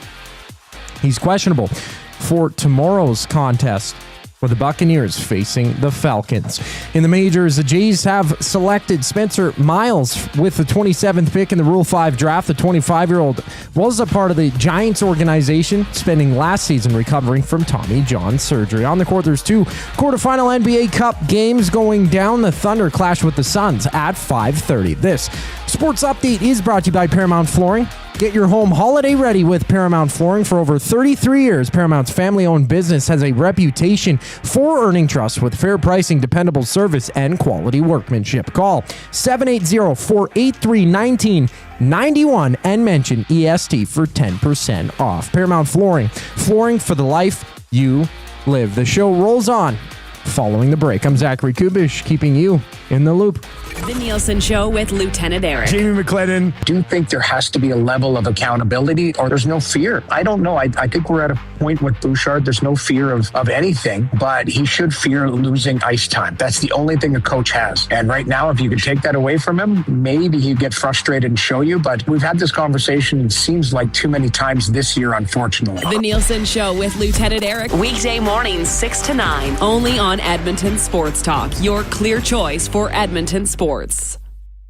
When you cater with Royal Pizza, you're getting the same great pizzas, pastas, and salads you love, just bigger and built for a crowd. Perfect for teams, offices, or parties, Royal Pizza's catering brings real value around $10 per person. Delicious, high quality, and easy. If you like their pastas, you'll love their catering pastas even more. Visit royalpizza.ca or contact your local store for exact pricing and details. So come on home, Royal Pizza, still making it great.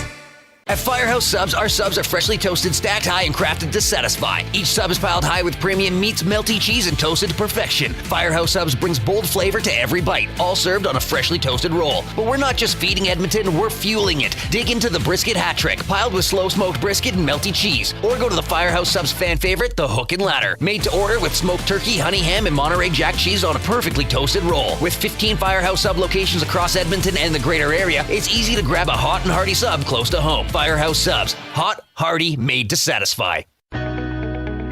When gambling, set a budget before you play. Stay informed and visit GameSenseAB.ca to learn how. Remember, if you gamble, use your game sense. Boxing Day rocks at River Cree. December 26th, live in the venue. Hysteria, tribute of Def Leppard. And Blackout, tribute to the Scorpions. Tickets at rivercreeresort.com. River Cree Resort and Casino. Excitement. Bet on it. Since 1952, William Huff has been the heartbeat of Edmonton's advertising world. From humble beginnings to a citywide powerhouse, we've been the go-to for signage from print to design and installation. Partnering with Edmonton's top sports franchises and major events, we've helped shape the city's global reputation. Our secret? Unmatched customer service, decades of experience, and a passion for excellence we call the William Huff Advantage. Visit us online at williamhuff.com. Hope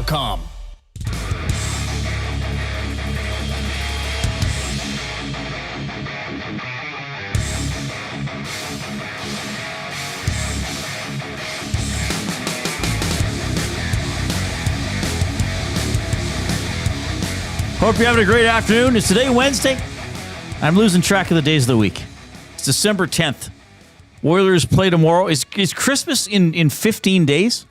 That is hard to believe. Have you done your Christmas shopping? Yeah, like my wife handles most of that. Right. But I've got something for my wife. Oh, good. Yeah. Is it horse related? No. Well, no. You can't say. She really can't. She might be tuning in. Well, she's probably busier than can be right now because we're on the second of a back-to-back ourselves, Reid. Oh, really? What's in happening? the Milne household? This is the second night of Christmas concerts. Oh, right. So she's the coach at our Drawson for the junior high senior basketball team. Okay. So she had a practice after school today. Okay. Then get the girls home. Right. Feed them. Then she's off to another basketball game with my oldest tonight. And I'm meeting grandma with the other two at the Christmas concert for my middle daughter. Oh, amazing. Yeah, it's fantastic. And is it, are they doing scenes? Is it all singing? Well, tonight will be more of a I guess a show. Okay. Last night was the grade 3s and 4s, and it was strictly songs. Tonight it's the grades 5 and 6, so they put on a bit of a performance. Looking forward to it. Well, I'm sure you are. It's great. And speaking of Christmas, I still have not received my Def Leppard shirt from you. Oh, that you got me for Christmas. You're just not going to receive it.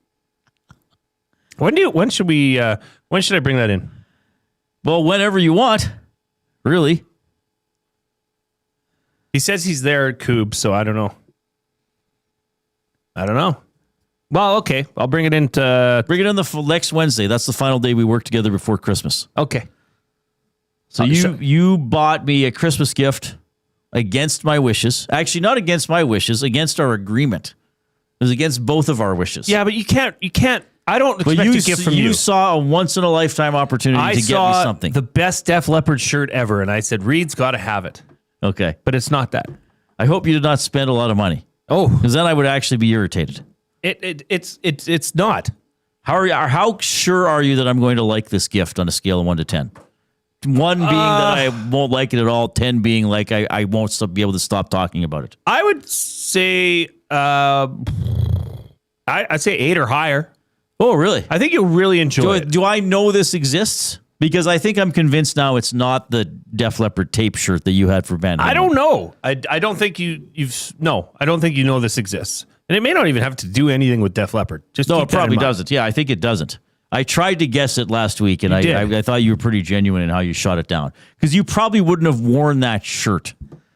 So last week, Jay wore a shirt that had all the Van Halen tapes stacked top to bottom, or bottom to top. And so I said, oh, that's what you got me. You got me the shirt with the Def Leppard tapes. Yeah, I wouldn't just lay it out there. That would be stupid. I mean, who would do that? Well, now maybe you're double-crossing me. You're playing with me. You're playing games with my heart. You see, just like the Caster Backstreet Boys. 1990 brings up a great point. He says, did you get your wife a vacuum, Jay? Now, this has come up. Like, I've wanted to do this. I want to get because we have what do they call it? In-house? Or? We were talking about this a couple weeks ago. Yeah. The installed vac. What's it called? You know what I mean. Yes. You plug it into the hole. It goes into your wall. Yeah. But I want to get a portable one because it's a bit to take it out and plug it in. Yeah. So I think we're going to buy that as a gift to each other. Well, that's a way of getting around. So I already got a Christmas gift from my parents. They got me a vacuum. Did they? Cordless vacuum. Like you charge it up. Yes. Put the battery in. Yes. There's no wheelie thing. There's no base. It just goes into a canister. A canister on the handle, and you got to empty it out every once in a while. It's got a light on it. It vacuums my laminate floor better than anything else. Now, plus, why plus did you the point rugs. out? I find that interesting that was one of the things you pointed out first, was that it's got a light on it. Because as you're going along the especially the laminate floor, you can see where the debris is. Oh, so it's that powerful yeah, of a it's light. nice. Like you'd be like, oh, there's some crumbs there that I hadn't seen otherwise. I just Or assumed some you'd like to dust. vacuum in the dark. Yeah, and nude. Ooh, risky. That's a reason. I don't know where I was going with that. It's funny though. The Edmonton Sports Talk presented by Play Alberta, your home for online gaming excitement, featuring casino games, live dealer action, lottery, instants, and sports betting. Now with the new Play Alberta app, you can take the fun with you anywhere. Download the app or sign up today at playalberta.ca. Mex says you can name your vacuum Dustbin Nielsen. That is pretty good. We good, Coop? All right, we're going to go to the Oil Country Towing Hotline. Oil Country Towing, Edmonton's most trusted 24/7 roadside rescue team. Fast, safe, and reliable for over 15 years. Whether it's game day or a snowstorm, we work as hard as your favorite team to get you going. Call 780-986-6088 for all your towing needs. It's one of the best to ever do it on a defensive line in the Canadian Football League. He helped the Esks win the Grey Cup in 2015. Odell Willis back on Edmonton Sports Talk. Odell, it's Reid and Jay. How are you doing?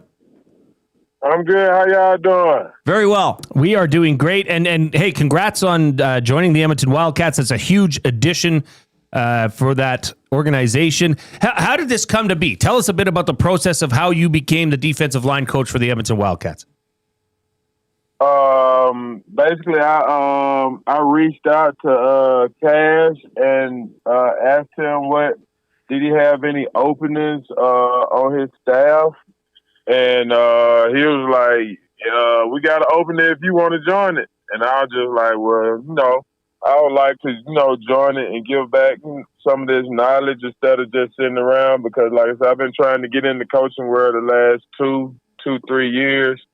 Really, like, put my foot in the door to help these kids, and I couldn't get in there. So I'm just like, you know what?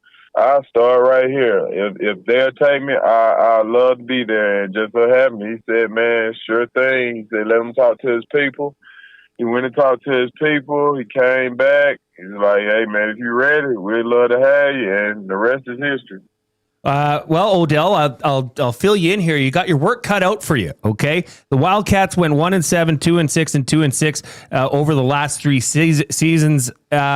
But things look to be trending up. What was it about the Wildcats that made you reach out to them and in the hopes of getting this thing turned around? Why the Wildcats? Why was that where you wanted to help out and get back in or get into coaching? Honestly, it was anywhere near the city at the time because, like I said, I wanted to go CFL, but I just never got no answer back from any team. So I was like, Huskies or Wildcats. Whichever one they'll take me, that's the one I go to. And just so happened, I reached out to the Wildcats first, and before I could even go anywhere else, they came back with an answer. And like I say, I'm a Wildcat. Well, as a alum of the Wildcats, welcome. You are very welcome to be, and thank you for joining with the Wildcats. I wanted to talk about another, I guess this would be your day job technically, but maybe not everybody knows about it. The Athletes Compound that you have on the south side, which is an indoor training facility specific for football players, which you've pushed through some pretty incredible players. Is this a part of you joining the Wildcats? Is now the Wildcats can take advantage of what you've so successfully built there with the Athletes Compound? Oh, hands down. I would like them to take full advantage of it because, like I say, the compound is for all. It's for all sports. And like I say, football is a big sport there because, like I say, I'm the head guy there. And for me, I just look at it as like let's really treat these guys like college programs do in the States. You know what I'm saying? Let's get it together and do this year round, basically, almost in a sense, from the winter workouts to the spring ball, back to the workouts, and just the overall development. So people can look at the Wildcats and be like, hey, this is a place where I can really go, develop, win some games, and possibly go on to bigger and better things once I'm done. Odell Willis joining us on the Oil Country Towing Hotline. Odell, what do you like most about coaching? I mean, it's not for everybody. Not every ex-player will go into coaching. What's the appeal for you for working with the next generation of athletes? Oh man, taking the blank surface and creating something beautiful. You know what I'm saying? A lot of people, everybody want that ready-made product. You know, for me, I like to coach players where they're looking at themselves as, you know, some players might not have that much confidence in themselves, and I just like to build players like from ground zero. I take the ready-made kid that's a baller, that's a dog, but I like making dogs. I like actually coaching. That's the real work. You know, if you got all the dogs, I mean, what are you really coaching? You ain't doing nothing but drawing X's and O's. You know what I'm saying? But when you don't have the dogs and when you don't have the players, what do you gonna do then? How do you build? You know, are you a builder? Are you a developer? Are you a developer of men, or are you just somebody who want all the guys who just get the X's and O's and just let them do it? Which, you know, some people, that's what they enjoy. But for me, I like building men, you know, from ground zero, showing these guys what it's about on the field as well as off the field, you know, because I done been there. I done did that. And I did it at the highest level for a long time. And I just feel like with all this knowledge I have, why not start giving back and building these kids and building this football community? That's an incredible answer. People love that you said, I like making dogs. Somebody asked, will the Wildcats be junior Swaggerville? But like, how do you mold? Because look, everybody has personalities, and I'm sure even you playing pro, some people are bolder than others, louder than others, and more confident than others. How do you make, you know, a younger athlete more confident? Like, how do you bring out that dog that somebody might not, they only got a puppy in them? It's putting in the work. It's basically putting in the work every day. There's no secret to it. It's how consistent and how disciplined can you be? Because you got to think, it's 300 plus days in a year. You're not going to be up and you're not going to be motivated every day. You're not. I don't care who you are, what you done did, what you take. You know, you're not going to be motivated every day. But if you're consistent enough and you're disciplined enough every day, you will eventually start to see the work and the progress pay off, because hard work is rewarded with success. I don't care whether it comes now or later. If you work hard enough, that success will come. And if you confident in yourself, first of all, that's where everything else will take off at. Because if you're not playing the sport and thinking you're the best at it, why even play it? You know what I'm saying? So that's half the battle right there. So if you believe in yourself, that's half of the battle of being a dog. All you got to do is just keep putting in the work and believing in yourself. And like I say, the hard work is rewarded with success. It may not come loud, but it'll eventually come. And if you're willing to put in that work, stay disciplined, stay consistent, you'll see. And like I say, whether it's in 2 months or 3 months, you'll start to see that dog come out. That's awesome. Oh, Odell, a couple more for you here. Thanks for being so generous with your time. We know you're busy. I got to ask you a couple of double E related questions. Nick Anderson, current linebacker for the Elks, was on one of our shows, The Hangout, earlier today. Chris Morris, Ed Hervey, Mark Killam, have talked about building up the double E. And one of the things that they would like is that players, if they can, stay in Edmonton during the offseason. Survive the winter. Get involved in the community. You're here post-career. Do you have some perspective on the value of, especially American players putting down some roots in their CFL home? Hands down for me, I've always been said to grow the game, players have to be around because, in the NFL, players go and come. But in the CFL, you have fans that are deeply rooted into their teams. And my thing was, when I was on the PA, was to propose open work permits. Because now if we get open work permits, I don't know if they're doing it now, but I know if you get open work permits, now CFL players can come up here and work in the off season as well as being in the community. Because just the realness of it, if just say a player making $90,000 after taxes and everything, let's just say he take home $60,000 or $50,000. Then he got to convert that to USD. That's another tax. That's probably about another 35. And he's not doing anything in the whole off season. He's back at home. Whereas if he stays up here, now he don't have to convert that money. Now he keep all his money. At the same time, he can go be in the community, do more appearances instead of just doing the 1 or 2 appearances. Where, they may do 5 appearances the whole off season, but if he's staying up here year round, he could do 5 appearances a month. And as well as, these fans, if I had an open work permit back when I was playing and one of these fans knew I wanted to work in the off season, that's an easy job. You know what I'm saying? So now the players, instead of them spending all their money and waiting for their next game check, now they're saving money and they're making money as well as being in the community and growing the game. Now a player is not bouncing around every time he becomes a free agent because he has built roots in a city and he don't want to leave.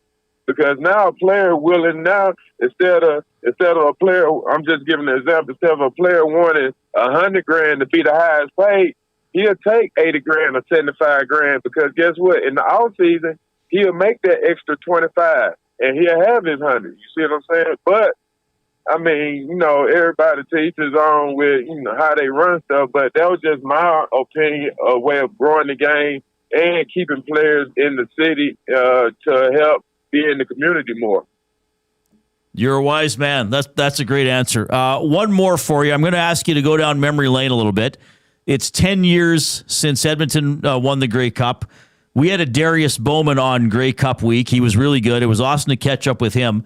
And we asked him about the 2015 West Final, where, quite frankly, you kicked Calgary's asses. And you went into the stands after the game. And Darius, I believe, said that was your idea. What do you remember about going into the stands after winning the West in 2015?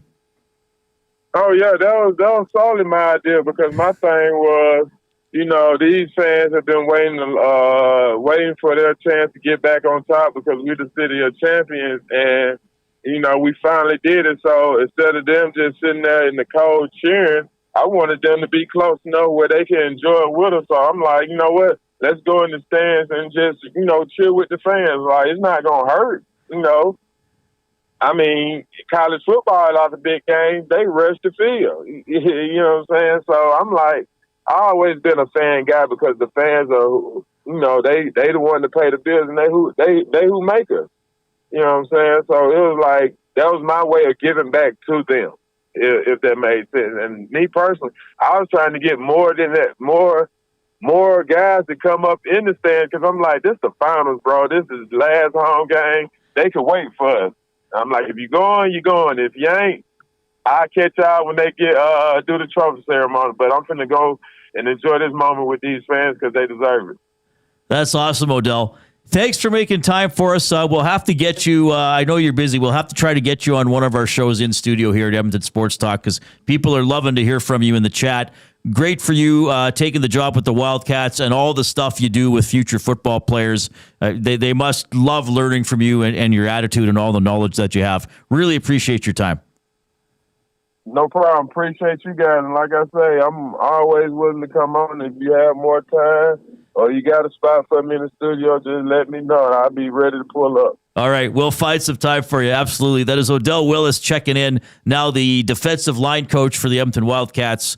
Of course, great CFL player, including a championship here with the green and gold in 2015. Man, he's one of those guys, you talk to him and all of a sudden, like, I think I could play in the CFL. That's absurd, but he makes me think, like, I just get a little bit of swagger and away I go.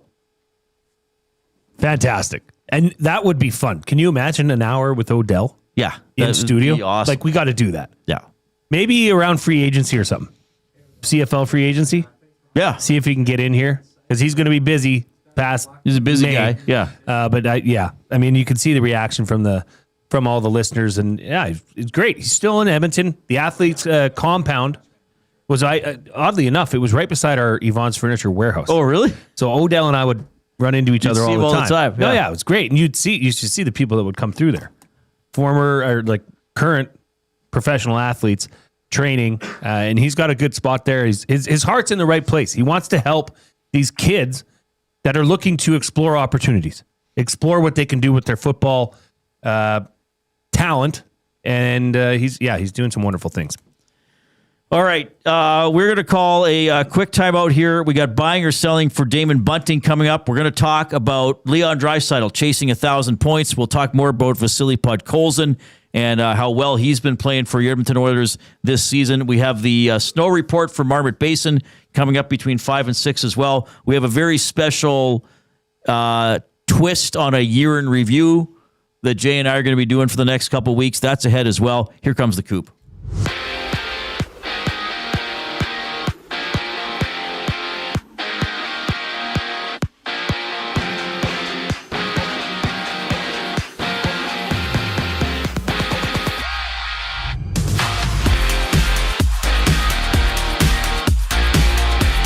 In Calgary, the Flames and Red Wings dropped the puck at 6:30. Both squads winning their past 3 games. Around the league, the Panthers challenged the Mammoth.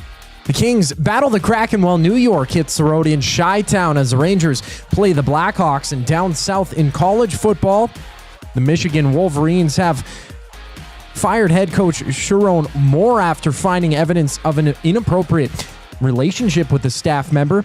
Elsewhere, Mike Evans has been moved off the injured reserve from the Buccaneers after missing the past 6 games with a fractured collarbone. Evans going down in Week 7 in Detroit. He's listed as questionable for tomorrow's matchup against the Falcons. Meanwhile, Gene Daniels has re-injured his left elbow and is now ruled out for the Commanders as they face the Giants on Sunday. In the majors, the Jays have selected Spencer Miles with the 27th pick in the Rule 5 draft. The 25-year-old was a part of the Giants organization, spending all of last season recovering from Tommy John surgery. To the hardwood, there's 2 games in the association. OKC tipping off with Phoenix at 5:30, while San Antonio visits LA to take on the Lakers at 8 o'clock. More with Reid and Jay following the break. I'm Zachary Kubish, keeping you up to date.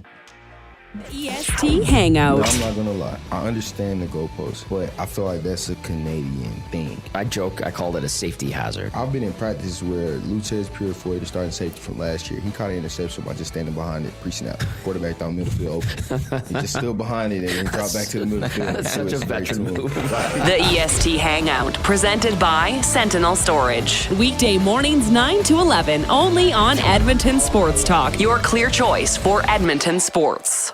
Sentinel Storage is proud to partner with Toy Mountain in support of Big Brothers Big Sisters Boys and Girls Club. Between now and December 19th, drop off a new unwrapped toy at a Sentinel Storage near you and bring a smile to a child this holiday season. Hockey is heating up, and so is the excitement on Play Alberta.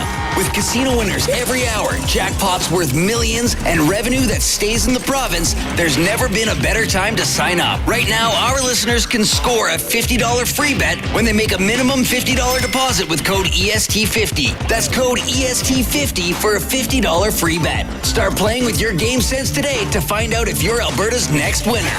Must be 18 plus to play. If you gamble, please use your game sense.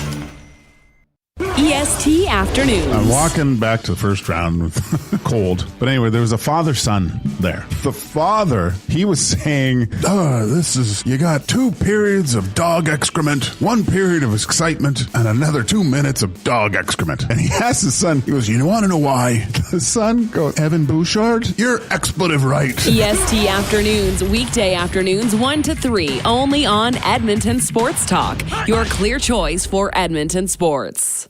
where holiday cheer meets great beer. This season, celebrate at the Canadian Brewhouse. From plated dinners and festive buffets to casual pub-style parties, we've got the perfect space for your crew. Book your holiday party today at thecanadianbrewhouse.com. The Oil Stream. Coach Mike says Knobloch will never be able to get 97, 29, and 2 to think defense first, will he? Kind of. It's just not in their DNA, man. I think Coach Mike's onto something. I mean, these guys. I mean, 5-on-5, I think McDavid and Draisaitl have improved a lot, but there still is a tendency where you're like, kind of flew the zone a bit early there. The Oil Stream, presented by Boston Pizza. Monday, Wednesday, and Friday afternoons at noon. Only on Edmonton Sports Talk. Your clear choice for Edmonton sports.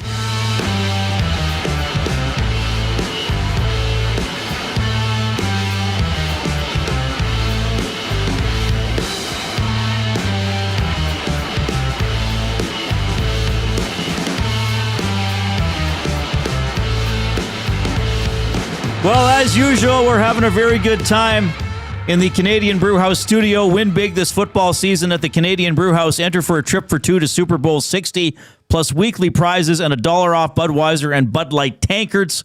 Details at thecanadianbrewhouse.com. I've been having some fun in the Nasty Chat. That's our chat function on YouTube. I've been fielding trivia questions about sports and movies. I don't know. I'm probably about 30 to 40% correct. Don't you think? I've been doing okay. I thought you've been not doing as a disaster. I thought you've been doing better than that, to be honest. The questions are getting harder throughout the course of the afternoon. They are, because you did so well early. And I'm starting to get tuckered out. Your mind is... I might need a nap between 5:15 and 5:20 before I finish the show. Go right ahead. You could just do it right there. We could just be silent. I'd turn the lights down. Well, you'd have to keep doing the show. Speaking of YouTube, if you are there and you have not clicked the thumbs up button, do it now. Click, click, click. Must you click? Please, please click. Must you click? You must click. Thumb. If you've already clicked the thumbs up, click the share button, send the link to the show off to somebody else via email or text, and share the love. That is Edmonton Sports Talk. That is the Reid Wilkins Show. Of course, you can email Reid at edmontonsportstalk.com, Jay at edmontonsportstalk.com. Send us Limerick. Do we have a Limerick today? We just got one. Okay. Not just, but it was during, it was a little early. Do it live. From box number. Oh, nice. A cool, cheeky pager named Matt liked to hang out in our chat. And what did we find? Nasties thought he was kind, and Dusty should send him a hat. That's true. That's very good. That's very good. All right, I'll do a Limerick on the spot. Give me a topic. Ooh. I'll use the back of Chet's script. He left it lying around. Well, I mean, it's kicked off with Arnold Schwarzenegger movies, so lies. Lies is the... Lies. Okay.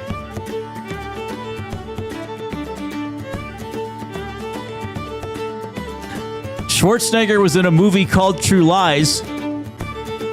Jamie Curtis had a scene showing more than her eyes.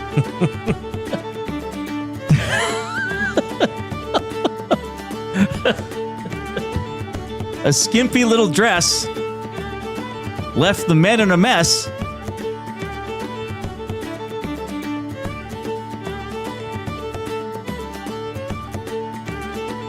While their wives' glares burned them like fries. Call the dogs off. Well done. That's good. This is like an anaconda taking down a pig. Classic scene. Great movie. This is a fun movie. Okay. Yeah. I think I've seen that. So, okay. She doesn't know he's a spy.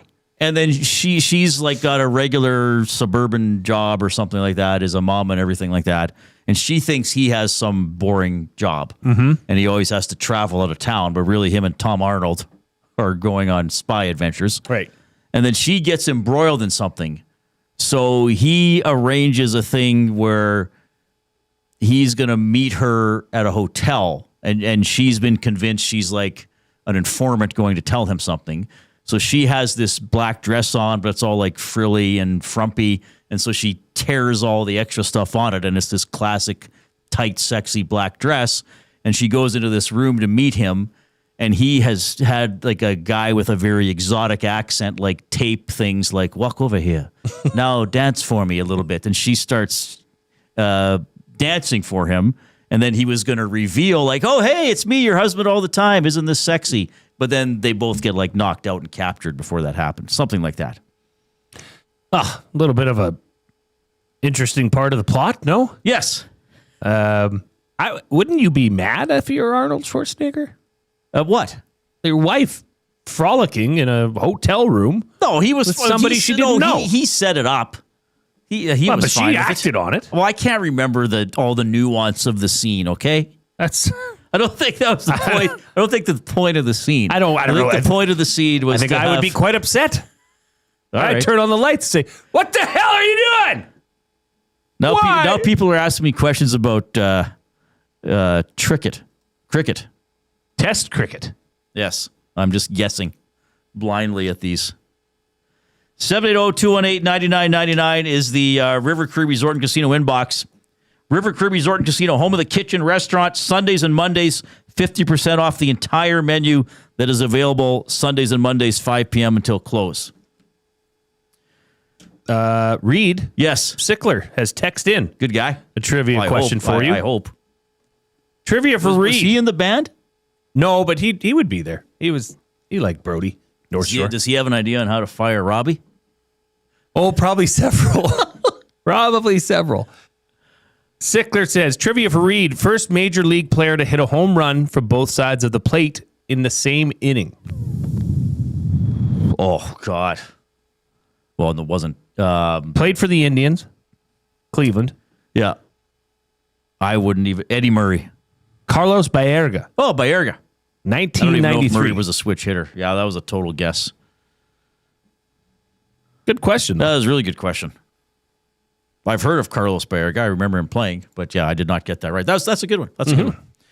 780-218-9999, River Cree Resort and Casino inbox, or if you're friends with Jay, just text his phone.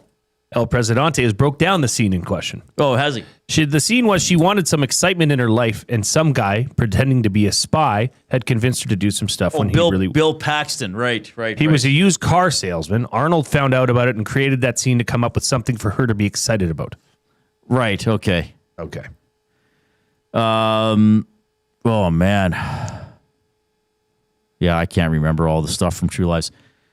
Now, again, this is trivia, so there has to be a right or wrong answer. Like Matt, who we love, just said, what was your favorite childhood board game? That's not a trivia question. That's an opinion. Well, it could be. Yeah. Probably Trivial Pursuit. When you write your biography, yes, it will be a trivia My autobiography. question. Autobiography. Huh. I wonder what role Coop the Corgi will have in that. Coop the Corgi will have a significant role. He could play all the dogs that I've had in the past that are no longer with us. Yes. Coop the Corgi as Rocket. Coop the Corgi as Animal. Coop the Corgi as Chupka. Coop the Corgi as Critter. Chupka? Yes. That sounds Ukrainian. Chupka means little sweetheart in Ukrainian. And she certainly was. We called my cousin Chipa. Oh, yeah? What does that mean? That's a little chick. Oh, cool. I think. At least that's what I was told growing up. Could be a bad word. Could be the filthiest name ever. Give us the thumbs up if you're with us on YouTube. We have buying or selling, and if you're with us on iHeartRadio or TuneIn Radio, just give us a physical thumbs up wherever you're sitting right now. Buying or selling is presented by Damon Bunting, a consistent top-producing realtor in the greater Edmonton area for over 18 years. He and his team would love to help you find that right home or make the move from your current home. Community-driven, he understands what it takes to make a difference in our city. Check him out, DamonBunting.com, Instagram handle, Damon Bunting Real Estate. Leon Draisaitl, first of all, is 6 points away from 1,000. Certainly something that I never thought would be possible. Something that was only truly a dream. So, to be closing in on that and hopefully being able to achieve that in the near future is something that is hard to explain. Obviously, there's a lot of people that help along the way. A lot of people that understand who you are and want the best for you. And we'll see. I'm excited. All right. Well, like I said, there's a chance he does it tomorrow. He has had 6 points in a game before. I think just once. It'd be cool if he got it in Toronto or Montreal. Yeah. I mean, he's likely going to get it on the road trip. Likely. So we'll see. 6 points away, you say? 6 points away. Buying or selling? Ryan Nugent-Hopkins hits 1,000 points before his current contract expires. Now, I did some math. Okay, let's hear it. Nuge has 771 points in 980 games, which means he's on pace to get point number 1,000 in career game number 1,271, which is in about 3.5 seasons. And he basically has a little over 3.5 seasons left on his current contract. Buying or selling, Nuge gets there on his current contract, which expires at the end of the 28-29 season. As an Oiler. Yeah. Well, we're even on this contract. Well, I'm going to have to sell. I mean, as you get older, you're not going to be producing as many points. Right. Now, I'm not saying Nuge's best days are behind him. How old is Nuge right now? He's still quite young. Nuge is 32. Yeah, so he's, he'll be, 35 at the end of this? 35, yeah, 36, yeah. Oh, that's a tough one. Okay, you'd have to look at, he is over a point a game this year.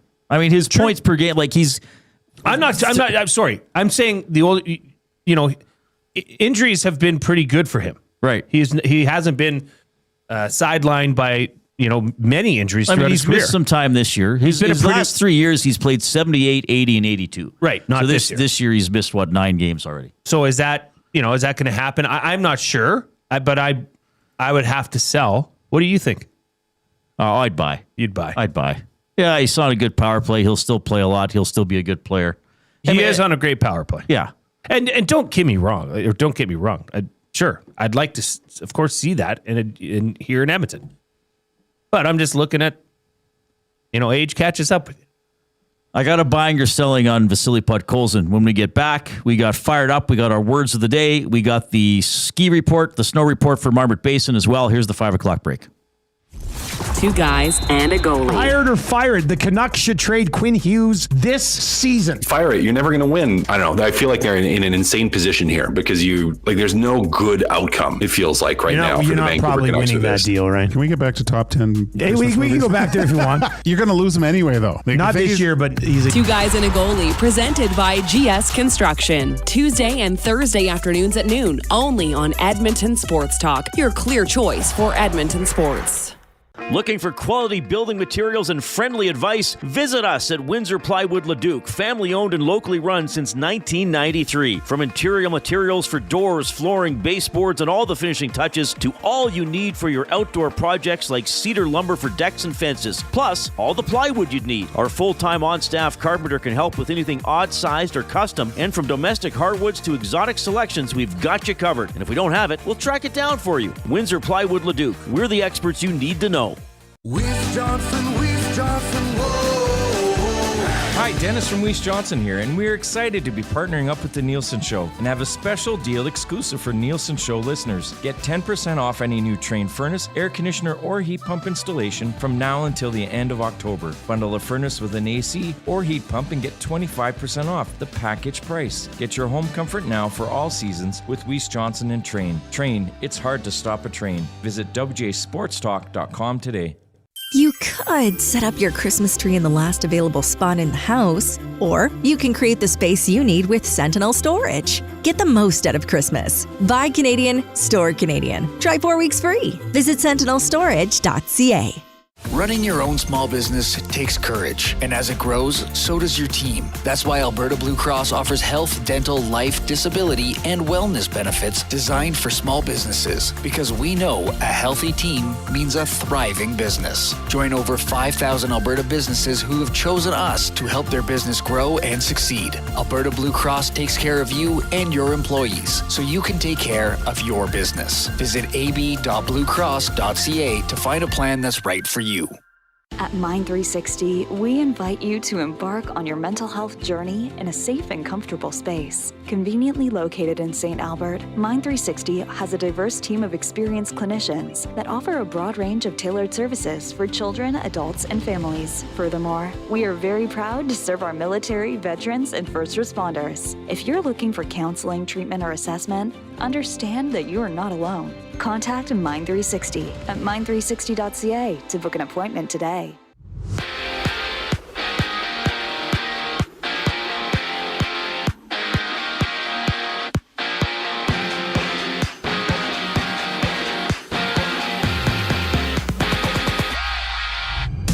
The Red Wings and Flames meet at the Saddle Dome.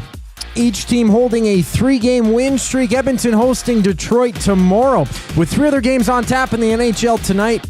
Blackhawks dueling the Rangers, the Cats, and Mammoth scrapping while LA visits Seattle. Internationally, Team Canada takes on Team USA at Rogers Place. That one gets going at 7 o'clock. In college football, the Michigan Wolverines have fired Coach Sharon Moore after finding evidence of an inappropriate relationship with a staff member. Around the NFL, the Buccaneers have activated Mike Evans off the injured reserve. Evans returning from a fractured collarbone he suffered Week 7 in Detroit. He's questionable for tomorrow's game against Atlanta, while in Washington, the Commanders have ruled out Jaden Daniels Sunday against the Giants after Daniels re-injured his left elbow against the Vikings last week.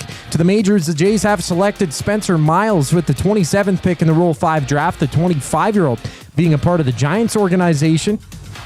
He spent last season recovering from Tommy John surgery. 2 games in the association, OKC playing host to Phoenix. They hit the court at 5:30. I'm Zachary Kubish. That was your sports update. Hour 3 of the Reid Wilkins Show starts right now.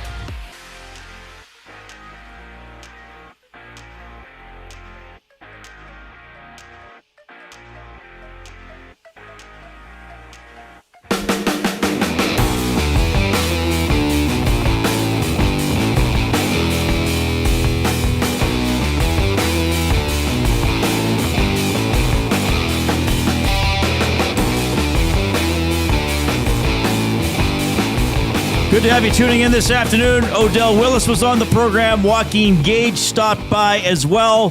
Oilers practiced earlier today at the downtown community arena.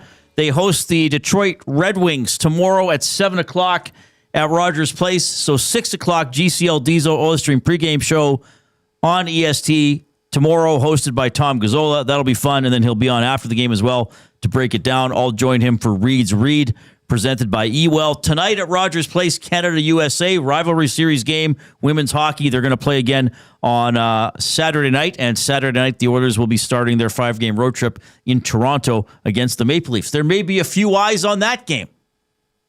My mom glaring at Austin Matthews. Ooh. He's back, right? He's been back playing, hasn't he? So, yep. My mom will be trying to destroy him through the television Not screen. Troy Stetcher? No, I don't think my mom cares about Troy Stetcher, quite frankly. Fair enough. I don't think she views him as someone worth liking or hating. Okay, let me ask you this. Does that game mean more in your parents' house?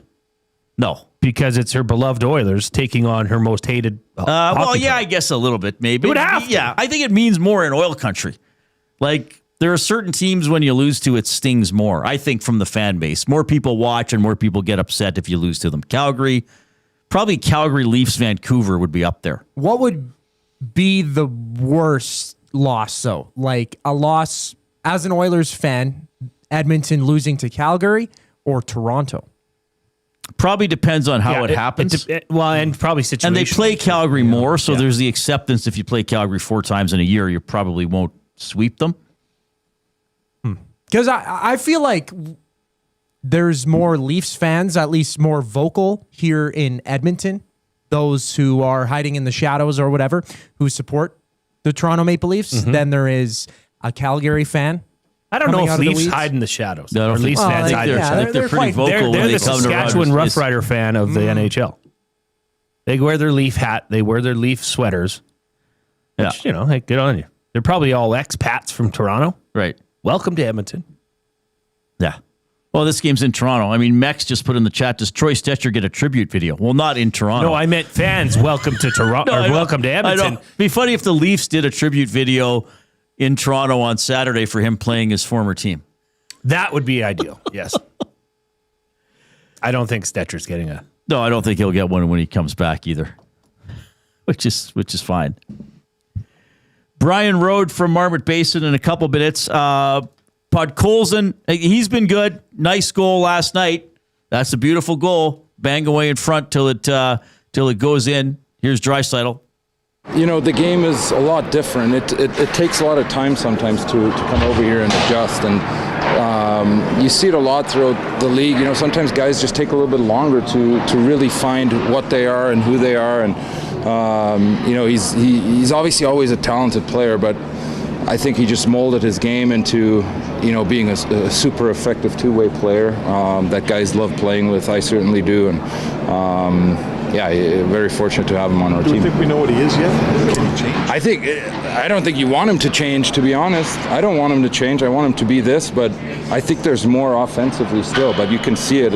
I think even this year to last year, you know, he's got a lot more puck touches, a lot more carrying the puck through the neutral zone. And, you know, I think there's more for him to have for sure. Buying or selling, Jay? Vasily Podkolzin will finish in the top 5 on the Oilers in goals, just in goals. Right now, Draisaitl 17, McDavid 16, injured Roslovic 10, RNH 7, Savoy and Podkolzin both 6, Nurse and Bouchard both 5, Mangiapane 4. Oh, wow. Well, and then, you know, Hyman with 2 in 11 games. I mean, that could creep up. That's the one player I was going to say that's probably behind, obviously, due to the early season injury. Right. So that is a great question. So Draisaitl and McDavid, we're going to be 1-2. Okay, so depending on how much time Roslovic misses, and then how much Hyman scores, that could be your top 4. Okay, so then is Podkolzin going to score more goals than Nugent Hopkins? There's only one behind. I don't think so over the entire body of work of the season, especially because Nuge is on the power play. Right. I mean, I think the right over-under for Podkolzin for goal total would be 15. Well, that's basically his pace right now. Right? Yeah. So you think there's only going to be 4 other Oilers? Well, I'm asking you. Maybe he picks up the pace a little bit. Well, that could happen. He wants to shoot more. He gets to the front of the net. Haven't seen it. I mean, he is obviously on pace to have the most goals he scored is 14. Right. So he's right around there. He's right around there. But no, I think that would be problematic if he is the 5th out of the top 5 for the Oilers in goal scoring. All right. You?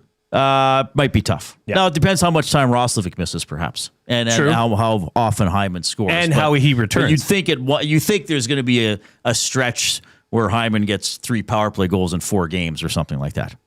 All right, we got to do this. We love doing this part of the show, the Marmot Basin Ski Report. Ski for half price every day with the Marmot Escape Card. Only $99 at skimarmot.com, or get 4 lift tickets for the family for only $329 at skimarmot.com. A great deal for families and only available online. All right, with that, we welcome our friend Brian Rode from Marmot Basin. Brian, am I seeing this correct that the temperature upper mountain right now at Marmot Basin is only -6? How is that possible? It's freezing here. Yeah, you're right. It has been a lot warmer here. I was in Edmonton, actually. I had the good fortune to attend the game a few nights ago.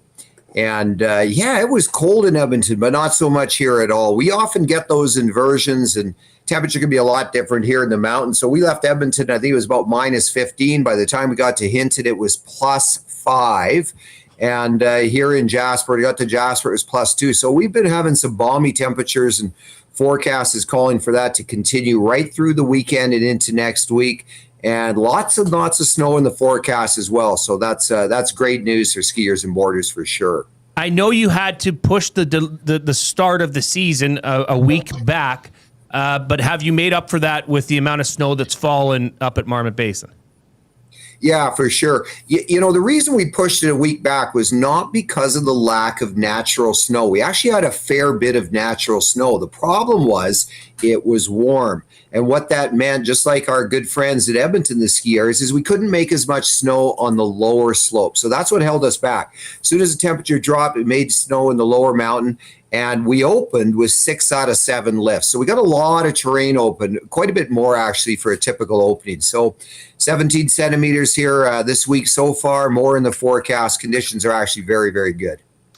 Now, heading up to Christmas, I mean, you're going to have kids that are, whether they're in university or in school, that are out. And you might find parents taking, opportunities during the week to get up there. Do you have anything specifically designed for kids or the parents that are listening to take advantage of? Yeah, you bet. I mean, I'm going to start with the best offer we got going on for kids. It's brand new. You're not going to find it, I don't think, anywhere else, where kids 12 and under get to ski for free and get free rentals. And that goes throughout the entire season.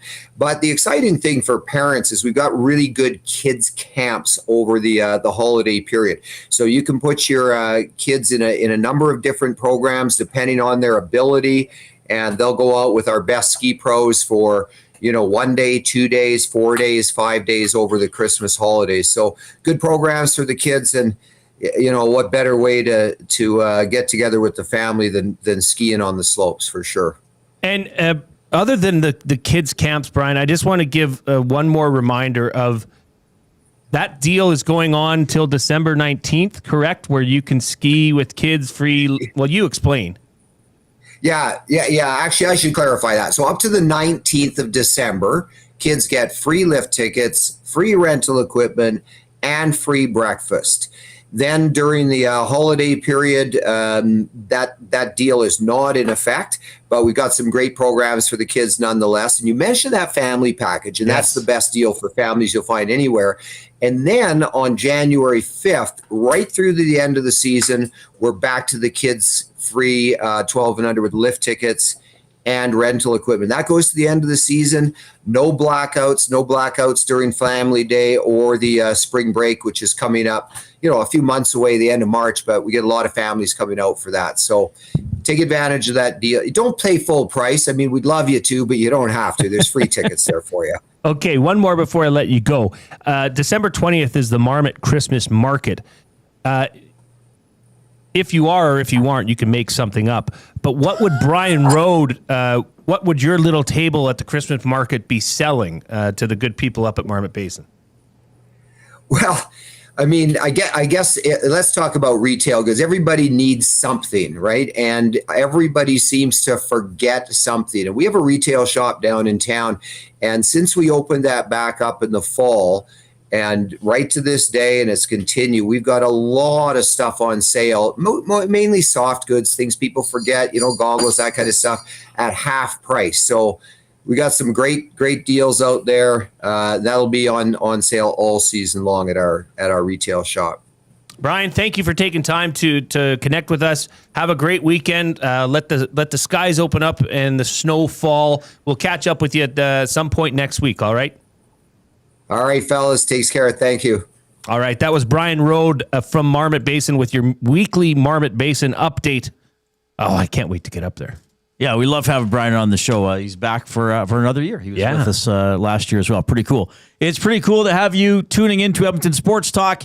It is, of course, presented by Play Alberta. Why settle for less when you can have it all? Only Play Alberta brings you casino games, live dealers, lottery, instants, and sports betting all in one place. Players can get a $50 casino bonus by depositing $50 using the code EST Casino. You can get a $50 free sports bet by depositing $50 using the code EST Sports. Don't forget to use your game sense. You go to Play Alberta, click on Daily Specials, click on EST Specials. We have a lot of stuff there, including Jay's Play of the Day. Yeah, Blackhawks to win. That's it. It was boosted on the money line. I believe it was plus 110, if I'm not mistaken. But as you know, the good people at Play Alberta always like to take care of us. So they have boosted that to 131. I want to remind people as well, but when we do those Play Alberta reads, it says lottery. So last night, there was a massive Lotto Max draw. Did we win? We did not. I mean, did you win? I won some money. I bought, I think, $21 worth of tickets. Okay. And I won $40. So I came out ahead. So you just go to lottery and you can pick, if you want to pick your own numbers, do a quick pick, have the extra or not. So I did some quick picks. And I think if you spend over $20, there was a 10% off or something like that. So I got an email last night and it's like, hey, your winnings have been deposited. So I got 3 numbers plus the bonus. That was $20. And then just 4 numbers. That was also $20. So I got my tickets back. But isn't it 80 million? I think the next jackpot's 80 million. So if you can't make it out in this weather or you forget to stop, go on Play Alberta. You can get your lottery tickets through Play Alberta. Why wouldn't you get them through that? Like, it saves you having to go into the convenience store. Yeah, I think you can set up. Having to leave your house. I believe you can set up even subscriptions and stuff. So you can just recurring. And some people play the same numbers all the time, or you just give me a quick pick every draw. They do all that. So you're a quick pick guy, not a same numbers guy. I'm a quick pick guy. Yes. Yeah, my mom has been playing the same numbers for a long time and letting the family down because we never won. That's an interesting way to look at it. I had a buying or selling for you. You want to do it quick? Let's do it now, yeah. Oh, by the way, click the thumbs up. We're almost at 100 on YouTube. Better play the song. Click, click, click. Must you click? Please, please click. Must you click? You must click. Thumb, thumb, thumb. We're at 98 thumbs. So reports out of Toronto today was that William Nylander was skating on the third line. Oh, no. At practice today. How dare they? Dun.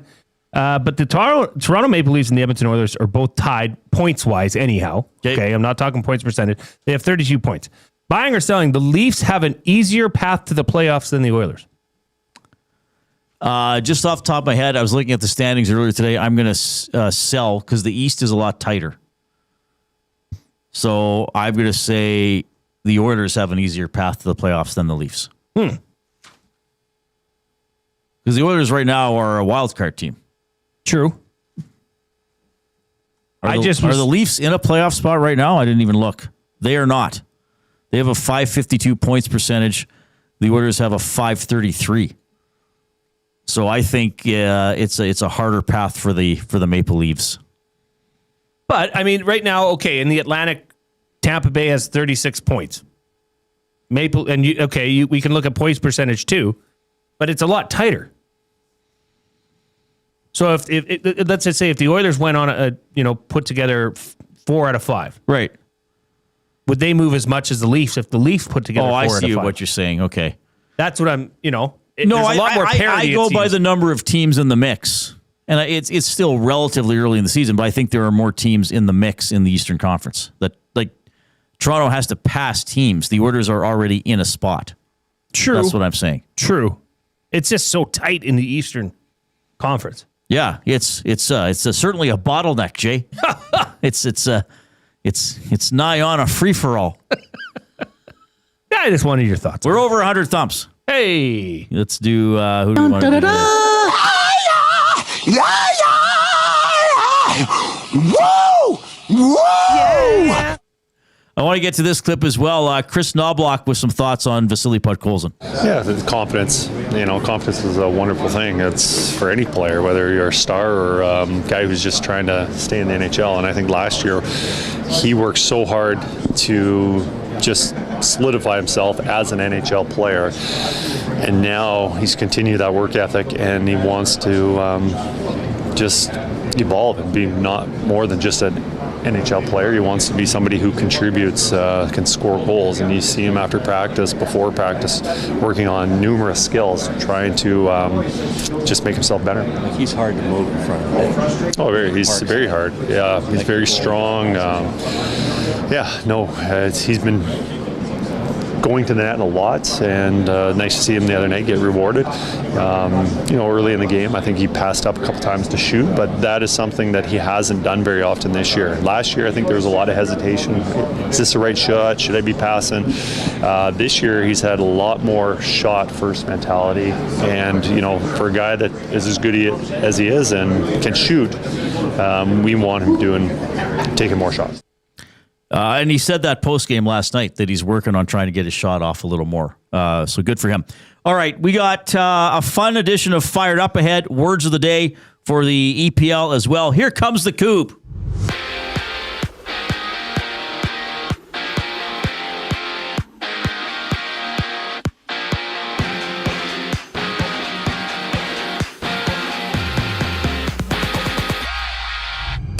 From Calgary, the Flames and Red Wings drop the puck at 6:30 around the league. The Panthers challenge the Mammoth. The Kings battle the Kraken while New York is on the road in Chi-Town. The Rangers playing the Blackhawks. And down south in college football, Michigan Wolverines have fired coach Sharon Moore after finding evidence of an inappropriate relationship with a staff member. Mike Evans from Tampa Bay, elsewhere, has been moved off the injured reserve, missing the past 6 games for the Buccaneers with a fractured collarbone. Evans going down in Week 7 in Detroit, listed as questionable for tomorrow's matchup against the Falcons. Meanwhile, Jaden Daniels has re-injured his elbow on his non-throwing arm and is ruled out for the Commanders as they face the Giants Sunday. To the majors, the Jays have selected Spencer Miles with the 27th pick in the Rule 5 draft. The 25-year-old was a part of the Giants organization, spending last season recovering from Tommy John surgery. And on the hardwood, there's 2 games on tap. OKC tipping off with Phoenix at 5:30. San Antonio visits LA to take on the Lakers at 8 o'clock. The Reid Wilkins Show rolls on after the break. I'm Zachary Kubish, keeping you up to date. Hockey is heating up, and so is the excitement on Play Alberta. With casino winners every hour, jackpots worth millions, and revenue that stays in the province, there's never been a better time to sign up. Right now, our listeners can score a $50 free bet when they make a minimum $50 deposit with code EST50. That's code EST50 for a $50 free bet. Start playing with your game sense today to find out if you're Alberta's next winner. Must be 18 plus to play. If you gamble, please use your game sense. Skip the couch and hit the Canadian Brewhouse. Your home for every puck drop, every goal, and every cheer. With ice-cold drinks, massive screens, and the best fans in town. This hockey season, our house is your arena. Boxing Day rocks at River Cree. December 26th, live in the venue. Hysteria, tribute of Def Leppard. And Blackout, tribute to the Scorpions. Tickets at rivercreeresort.com. River Cree Resort and Casino. Excitement. Bet on it. Sentinel Storage is proud to partner with Toy Mountain in support of Big Brothers Big Sisters Boys and Girls Club. Between now and December 19th, drop off a new unwrapped toy at a Sentinel Storage near you and bring a smile to a child this holiday season.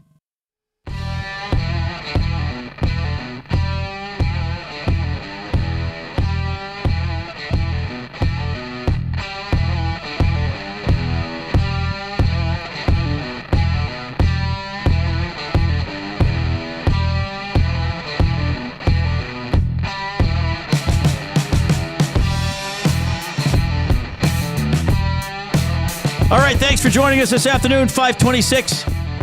Jason Milne, Reid Wilkins, the Coob is here as well at the technical desk. Edmonton Sports Talk presented by Play Alberta. This is the Canadian Brewhouse studio. Pizza Sunday is back at the Canadian Brewhouse. After 4 p.m., grab an 8-inch 2-topping pizza for just $9.99. Wash it down with $6.99 doubles and $1 off Bud Light tankards. Oilers practice today. Frederick took a puck to the face. Looked like he was bleeding. Didn't have an update on him after practice. Jake Wallman's still out. He could go on long-term injured reserve, so we'll see what happens there. Oilers Red Wings tomorrow night to close off the 5-game homestand. That's a 7 o'clock game. We'll be getting you ready all day here on EST, including the GCL Diesel Oil Stream pregame show at 6, hosted by our good friend Tom Gazzola, and then he'll be on after the game as well with the post-game show to break it down.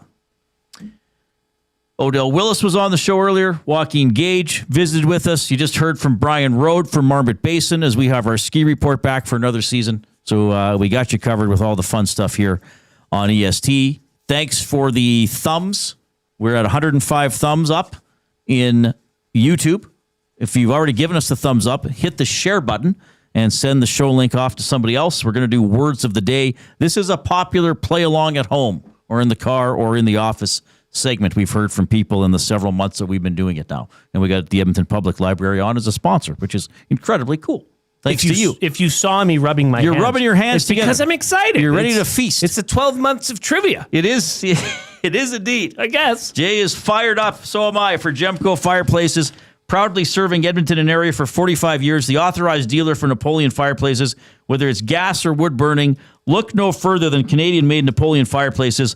All the Napoleon products you need are available at Gemco, 9281 50th Street. So, it's December 10th. The calendar is going to turn.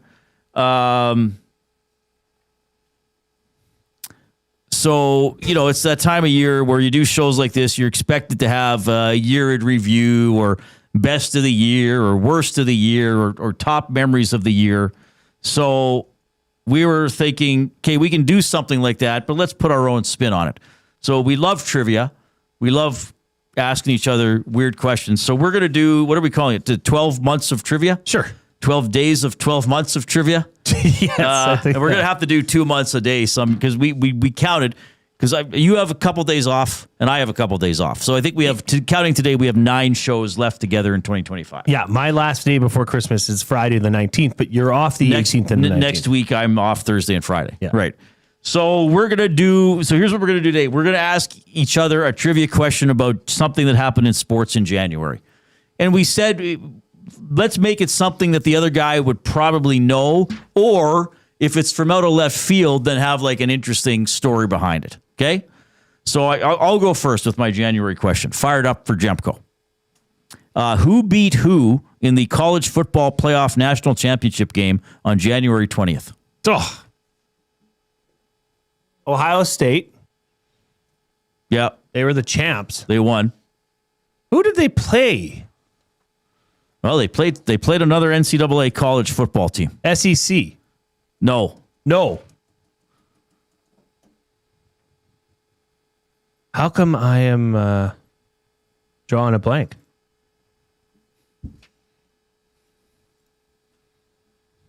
Who did Ohio State beat?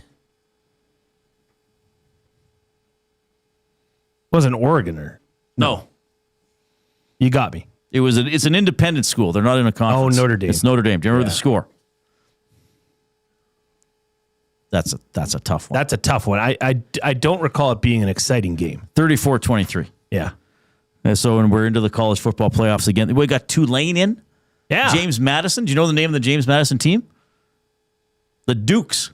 The Dukes. Yeah, I was looking that up last night. Did you see in the James Madison game last week that they won their conference, the snowballs that were being thrown? No, I did not see that. They had to be warned that they were just for randomly the fans. It was like a recent snowfall, and they were throwing. There was one time the punter of the other team was kicking from the end zone. He was getting during pelted. the game they were throwing. Oh, that's the bad. Floor, Yeah, the ground was being pelted. Good. By the way, Mike, the Michigan fan in the Nazi chat, says, I can tell you who Ohio State didn't beat last year.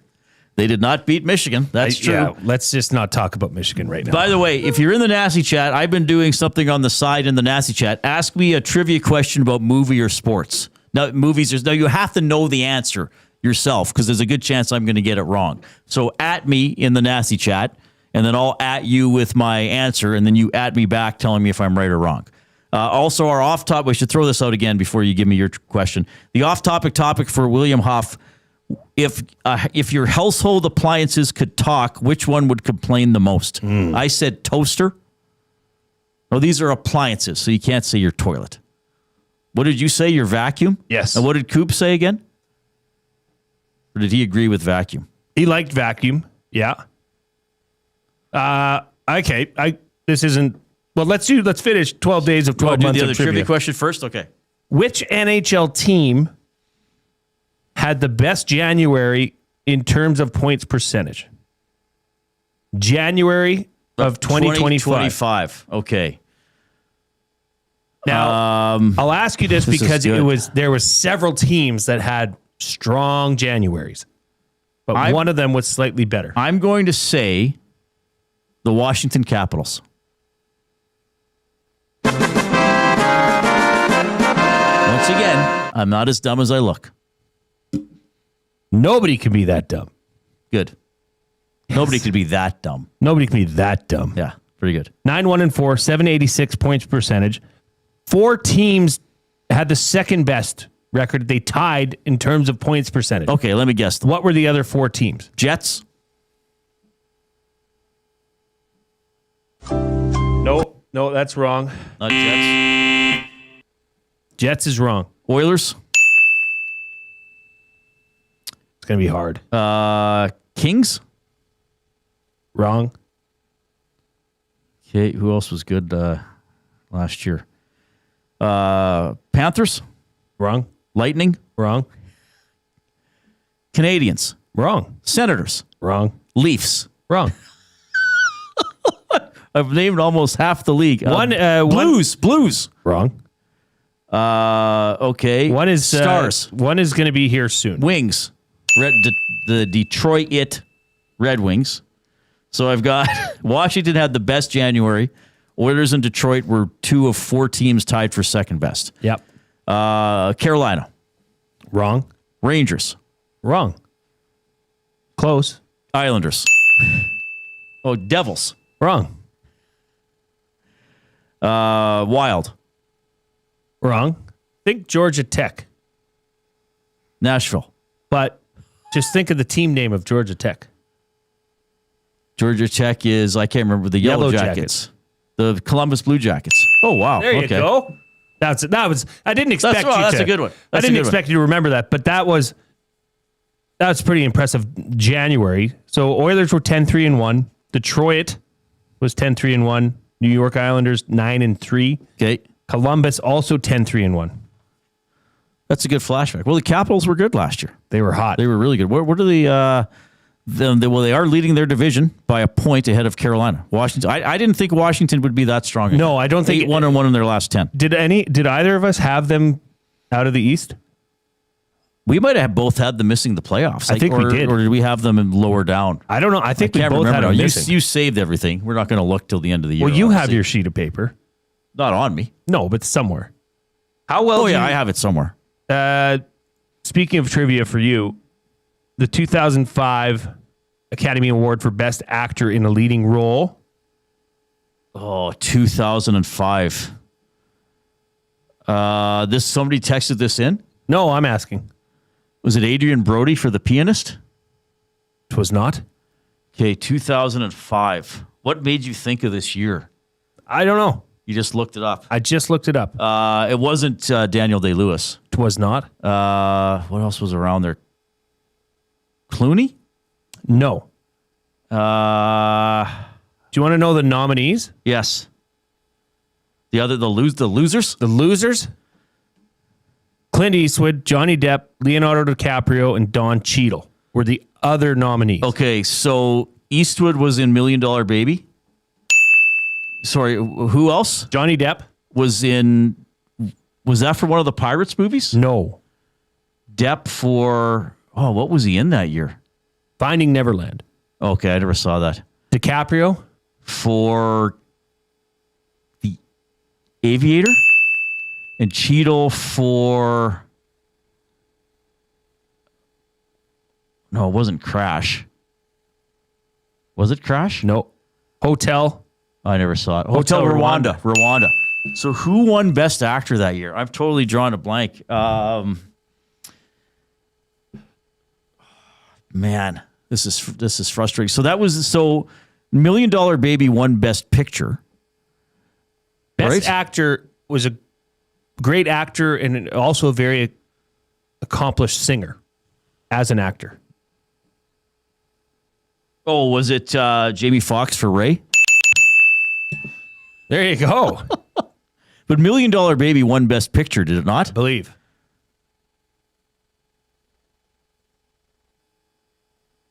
I think it won Best Picture. Because Eastwood played, that was Hilary Swank was the boxer, right? Yeah. Not bad. What made you think of asking me that? I don't know. You said movies are just sports. Random stuff? Yeah. Well, I love Oscars trivia, as you know. Yes, you do. I'm probably the only person on the planet. Send in your questions to Reid. Put them in the nasty chat. Movies or sports. But you got to know the answer yourself. You can't just be like, hey, Reid, what's this? What's the chemical composition of film?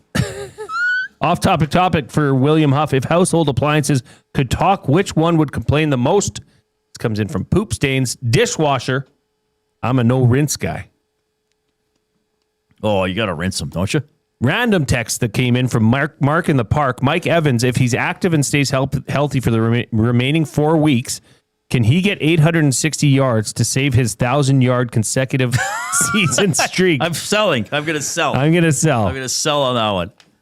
I mean, I think he's asking this seriously. So he'd have to get, 215 yards per game? Highly unlikely. Highly unlikely. That would be quite a prop to hit, though. Yes. Wow. What is it tomorrow? Isn't it Tampa Bay tomorrow?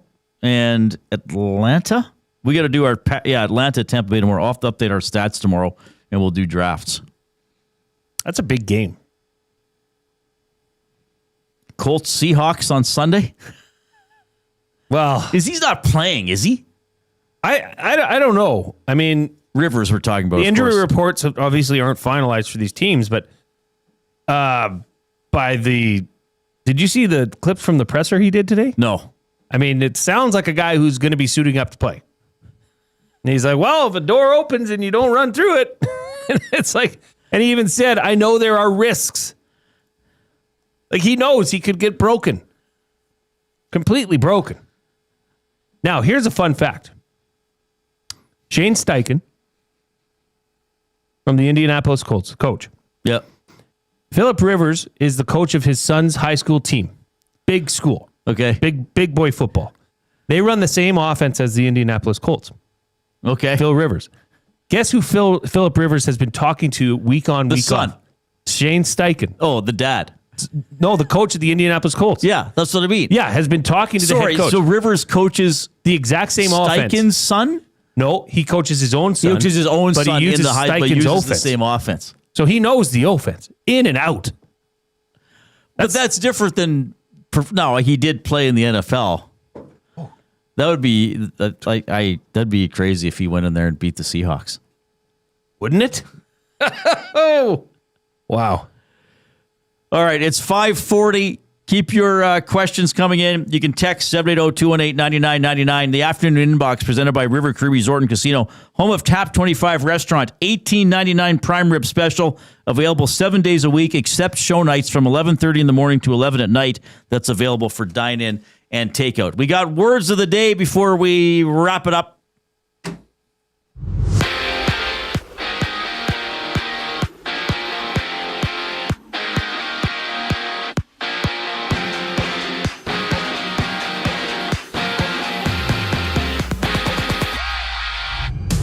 4 games in the NHL today. 1 game underway. The Rangers and Blackhawks scoreless just over 2 minutes into the contest. After that, the Red Wings and Flames drop the puck. The Panthers and Mammoth go at it while LA visits Seattle. Internationally, Team Canada takes on Team USA at Rogers Place. That one gets going at 7 o'clock.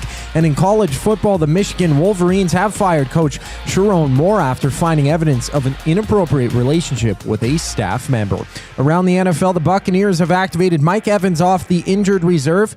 Evans, returning from a fractured collarbone issue he suffered week 7 against Detroit. He's questionable for tomorrow's game against Atlanta, while in Washington, the Commanders have ruled out Jaden Daniels Sunday against the Giants after Daniels re-injured his left elbow against the Vikings last week. To the majors, the Jays have selected Spencer Miles with the 27th pick in the Rule 5 draft. The 25-year-old was a part of the Giants organization. He spent all of last season recovering from Tommy John's surgery. 2 games in the NBA, OKC and Phoenix tip off in mere moments, while at 8 o'clock, the Spurs take on the Lakers. The final segment of the Reid Wilkins Show brings us back after the break. I'm Zachary Kubish, keeping you up to date.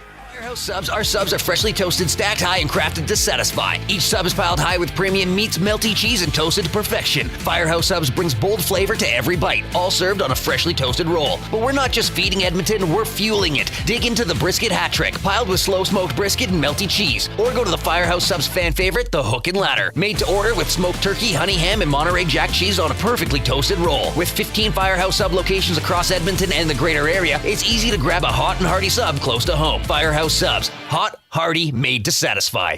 Hi there. If you're like me, you like to picture yourself in luxury, even though there's absolutely no way you could afford it. And if you can, well, even better. Thankfully, I picture myself in something that is luxury, but still absolutely affordable, like the all-new Mazda CX-90 from Park Mazda. With the new luxury features like facial recognition settings and quilted detail Napa leather seating, I can pretend to be comfortable with all of my proper settings activated without even touching a button, thanks to Mitch Lewicki and the great staff at Park Mazda. I like to picture Mitch Lewicki as a ninja fighting off evil samurai. Park Mazda, your dealer for life in Sherwood Park off Y Road, parkmazda.ca.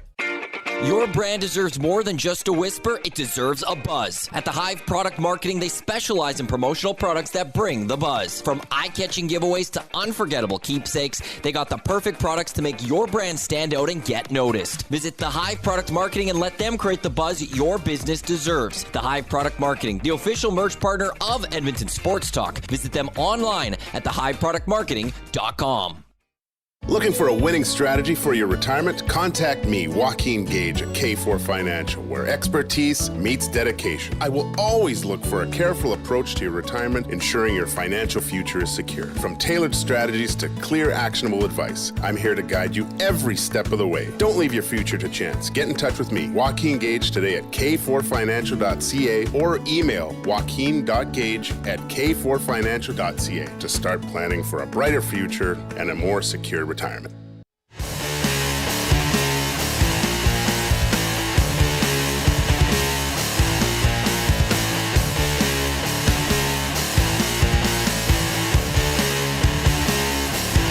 Oh my goodness. Hope everybody's having a great day. 544, Jason Milne, Reid Wilkins, Edmonton Sports Talk, presented by Play Alberta. The live programming resumes at 6 a.m., or is it 6:04, their official start time? I believe now 6 a.m., close enough. They usually play the music till 6 or 7. Right. Why did you do that? That's what they do. The Nielsen Show with Lieutenant Eric. And, of course, that show is also on 95.7 Cruise FM. Yes. That has not changed anything we do with our streaming. We're still on YouTube. We're still on iHeartRadio. We're still on TuneIn Radio. All the shows are podcasted wherever you get your podcasts. You can go to EdmontonSportsTalk.com. It's just an additional way to get the Nielsen Show with Lieutenant Eric, which is pretty cool. Friday's going to be fun. I'll be in on the Hangout. It's our Christmas movie draft. So it's me, Lieutenant Eric, Dustin Nielsen, and is it Benny Thompson? Yes. For the first time. So we're drafting things related to Christmas movies, like characters, scenes, villains, I think stuff like that. I got to put together my list tonight because tomorrow I'll be covering the Oilers game. So we'll see how I do. I did a draft sitting in for you. Yes. And I did okay. And then I won a play-in draft to get into the last draft, and I tied Dustin for first. I think you're going to win. I don't know. Eric and Dustin are pretty hard to beat. You can beat them. It's a blind draft. Like it is, but they take it way more seriously than anybody else. I know, but your mind, Dustin lives for these. Like this is a priority in Dustin's life. Yes, is these drafts. It is. For most of us, it's like moderately fun / somewhat of an distracting or an outright annoyance. Yes. I think you can win. I think you should set your sights on winning, taking down the two giants. Yeah, fair enough. I mostly just like picking things I like and making people laugh. They are capable, though.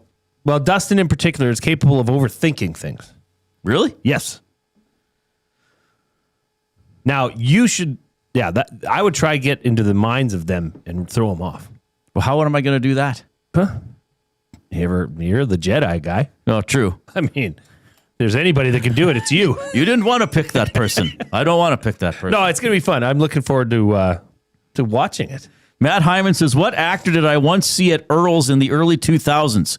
Hint, he has a body of water named after his character. I'll say George Clooney. Wasn't he Ocean? Was he Johnny Ocean or Billy Ocean? Danny Ocean. Daddy Ocean. He was probably in Winnipeg filming a movie. That's a good guess. Well, it's as good a guess as any. People like that's a stretch for a trivia question. But there is a correct answer. True. What did somebody put in our off-topic topic? I don't know how to say it. Is it confide? Confide. So we wanted to know If household appliances could talk, which one would complain the most and why? Con says the fridge, sometimes it's starved and sometimes it's stuffed full. Most leftovers have an odor and spills can go unwiped. It's pretty good. It's good reasoning. Another trivia question. This came in earlier from Collingwood Rob. In the movie Back to the Future, what did Marty's mom call him when he woke up after being hit by the car? Sleepyhead. Calvin Klein. Oh, because his underwear had Calvin Klein on them. Yeah. They saw that his name was stitched in. Mm-hmm. Box Pounder says, I think it's time for Dusty to admit he's addicted to drafts.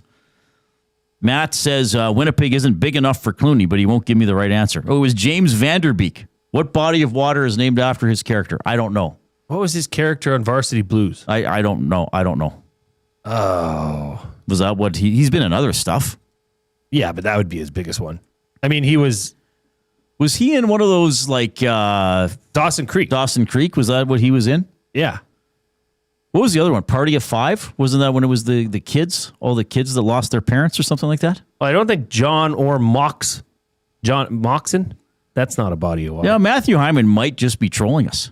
Could be. Could be getting Henwade. He probably played a character named Lake Winnipeg in a lesser-known B movie.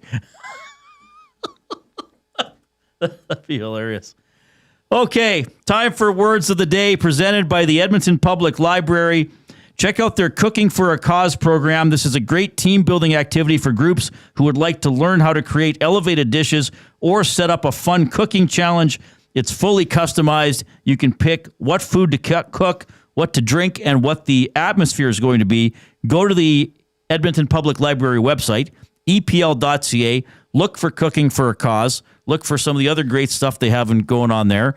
And one thing I do, I use the library virtually because I got the good old Libby app, and I'm almost done Project Hail Mary. Probably finish it in a couple days. It's been pretty good. Oh, by the way, the movie I saw the other night. Yes. Silent Night, Deadly Night. Yes. It was quite good for what it was, but it was actually a well put together movie. It wasn't one of those like, well, it was so good because it was terrible and they didn't have a budget and they knew it was cheesy.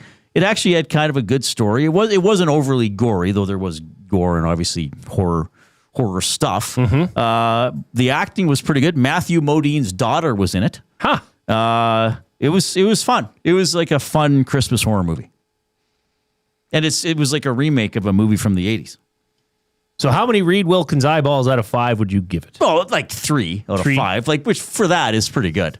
That's pretty good. Yeah. For that movie. Expectations, Yeah. Let's do it. The word of the day with Reid and Jay. Oh, I'm sorry. Did I break your concentration? What do they got to say? Say what again? Say what again? I dare you. Let's find out. English, do you speak it? Then you know what I'm saying. First word of the day, grift. Grift. G-R-I-F-T, grift. And I believe this would be a con or a deception.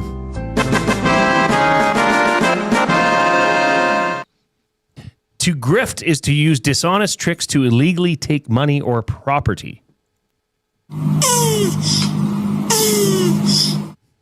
Terry the Turtle likes that. I wasn't quite detailed enough. You were bang on. But there's a movie called The Grifters. Speaking of movies, with who is it? Is it Annette Bening, John Cusack, and somebody else? I think. Second word of the day. You must have known. Like, these are getting easier. Well, I can ramp them up. This one's probably tougher. I feel like I've gotten a lot right lately. I'm just trying to put you in the holiday spirit. Well, thank you. Second word of the day, felicitous. Oh, yeah, this one is harder. Felicitous. Felicitous. Felicitous. Felicitous. Felicitous. Felicitous.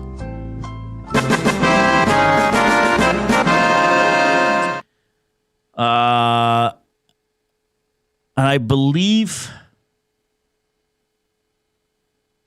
I'm going to take a stab at it. I believe felicitous would be extremely thoughtful and generous.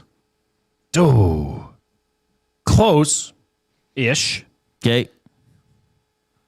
Would you like it in a sentence? Sure. The ride through the countryside is a felicitous journey for the city people. A relaxing form of escape. The pleasant or delightful. Pleasant or delightful. Okay. Felicitous weather. What was my... Well, I said generous. So I knew it was something kind of positive, but I didn't really get the definition. Yeah, well, you get a 0.4. No, I don't think I should get that much. So you get 3. I make the rules. Okay, 3.4 out of 1. Not bad. 3.4 out of 4. Out of 4. Out of 4. I forgot to put the second I've one. been doing quite well spelling lately. Yes. And you shouldn't have a problem with that. You should be happy about that. No, I am quite happy. I'm thrilled. I'm very thrilled. Hula Boy Steve says, I want Reid's review on Violent Night. Is that the one with David Harbour? I have not seen that one. I should watch that one. David Harbour, is that the Stranger Things guy? I believe so. I think he was in Violent Night. And wasn't there a Mel Gibson one where he played Santa or was going to go kill Santa or something like that? That might have been called Fat Man. Is Violent Night the one with David Harbour? It is. And John Leguizamo was in there. Oh, yeah. And Beverly D'Angelo. Okay. Speaking of Christmas movies, Christmas Vacation. Oh, that's right, yeah. You're going to have that stuff down your throat. I certainly am. Friday morning. Yeah.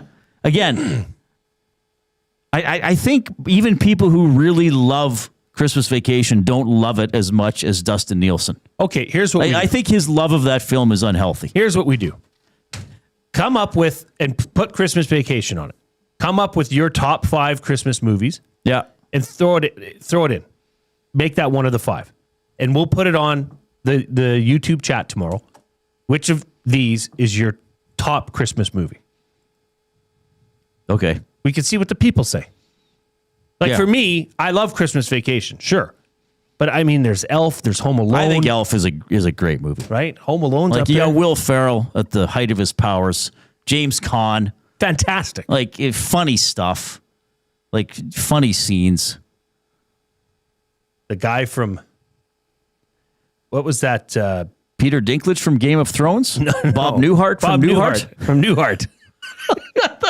What were my cousin Larry, my other cousin? Oh, yeah, the Larry, Daryl, and Daryl. Larry, Daryl, and Daryl. We should just put it out there. That's great stuff. All right, we got to go. Detroit in town tomorrow. They're playing the Flames tonight, so you can watch that one if you're looking for something to do. I'm having Zach Kubish and Jay Milne. I'm Reid Wilkins. Talk to you soon.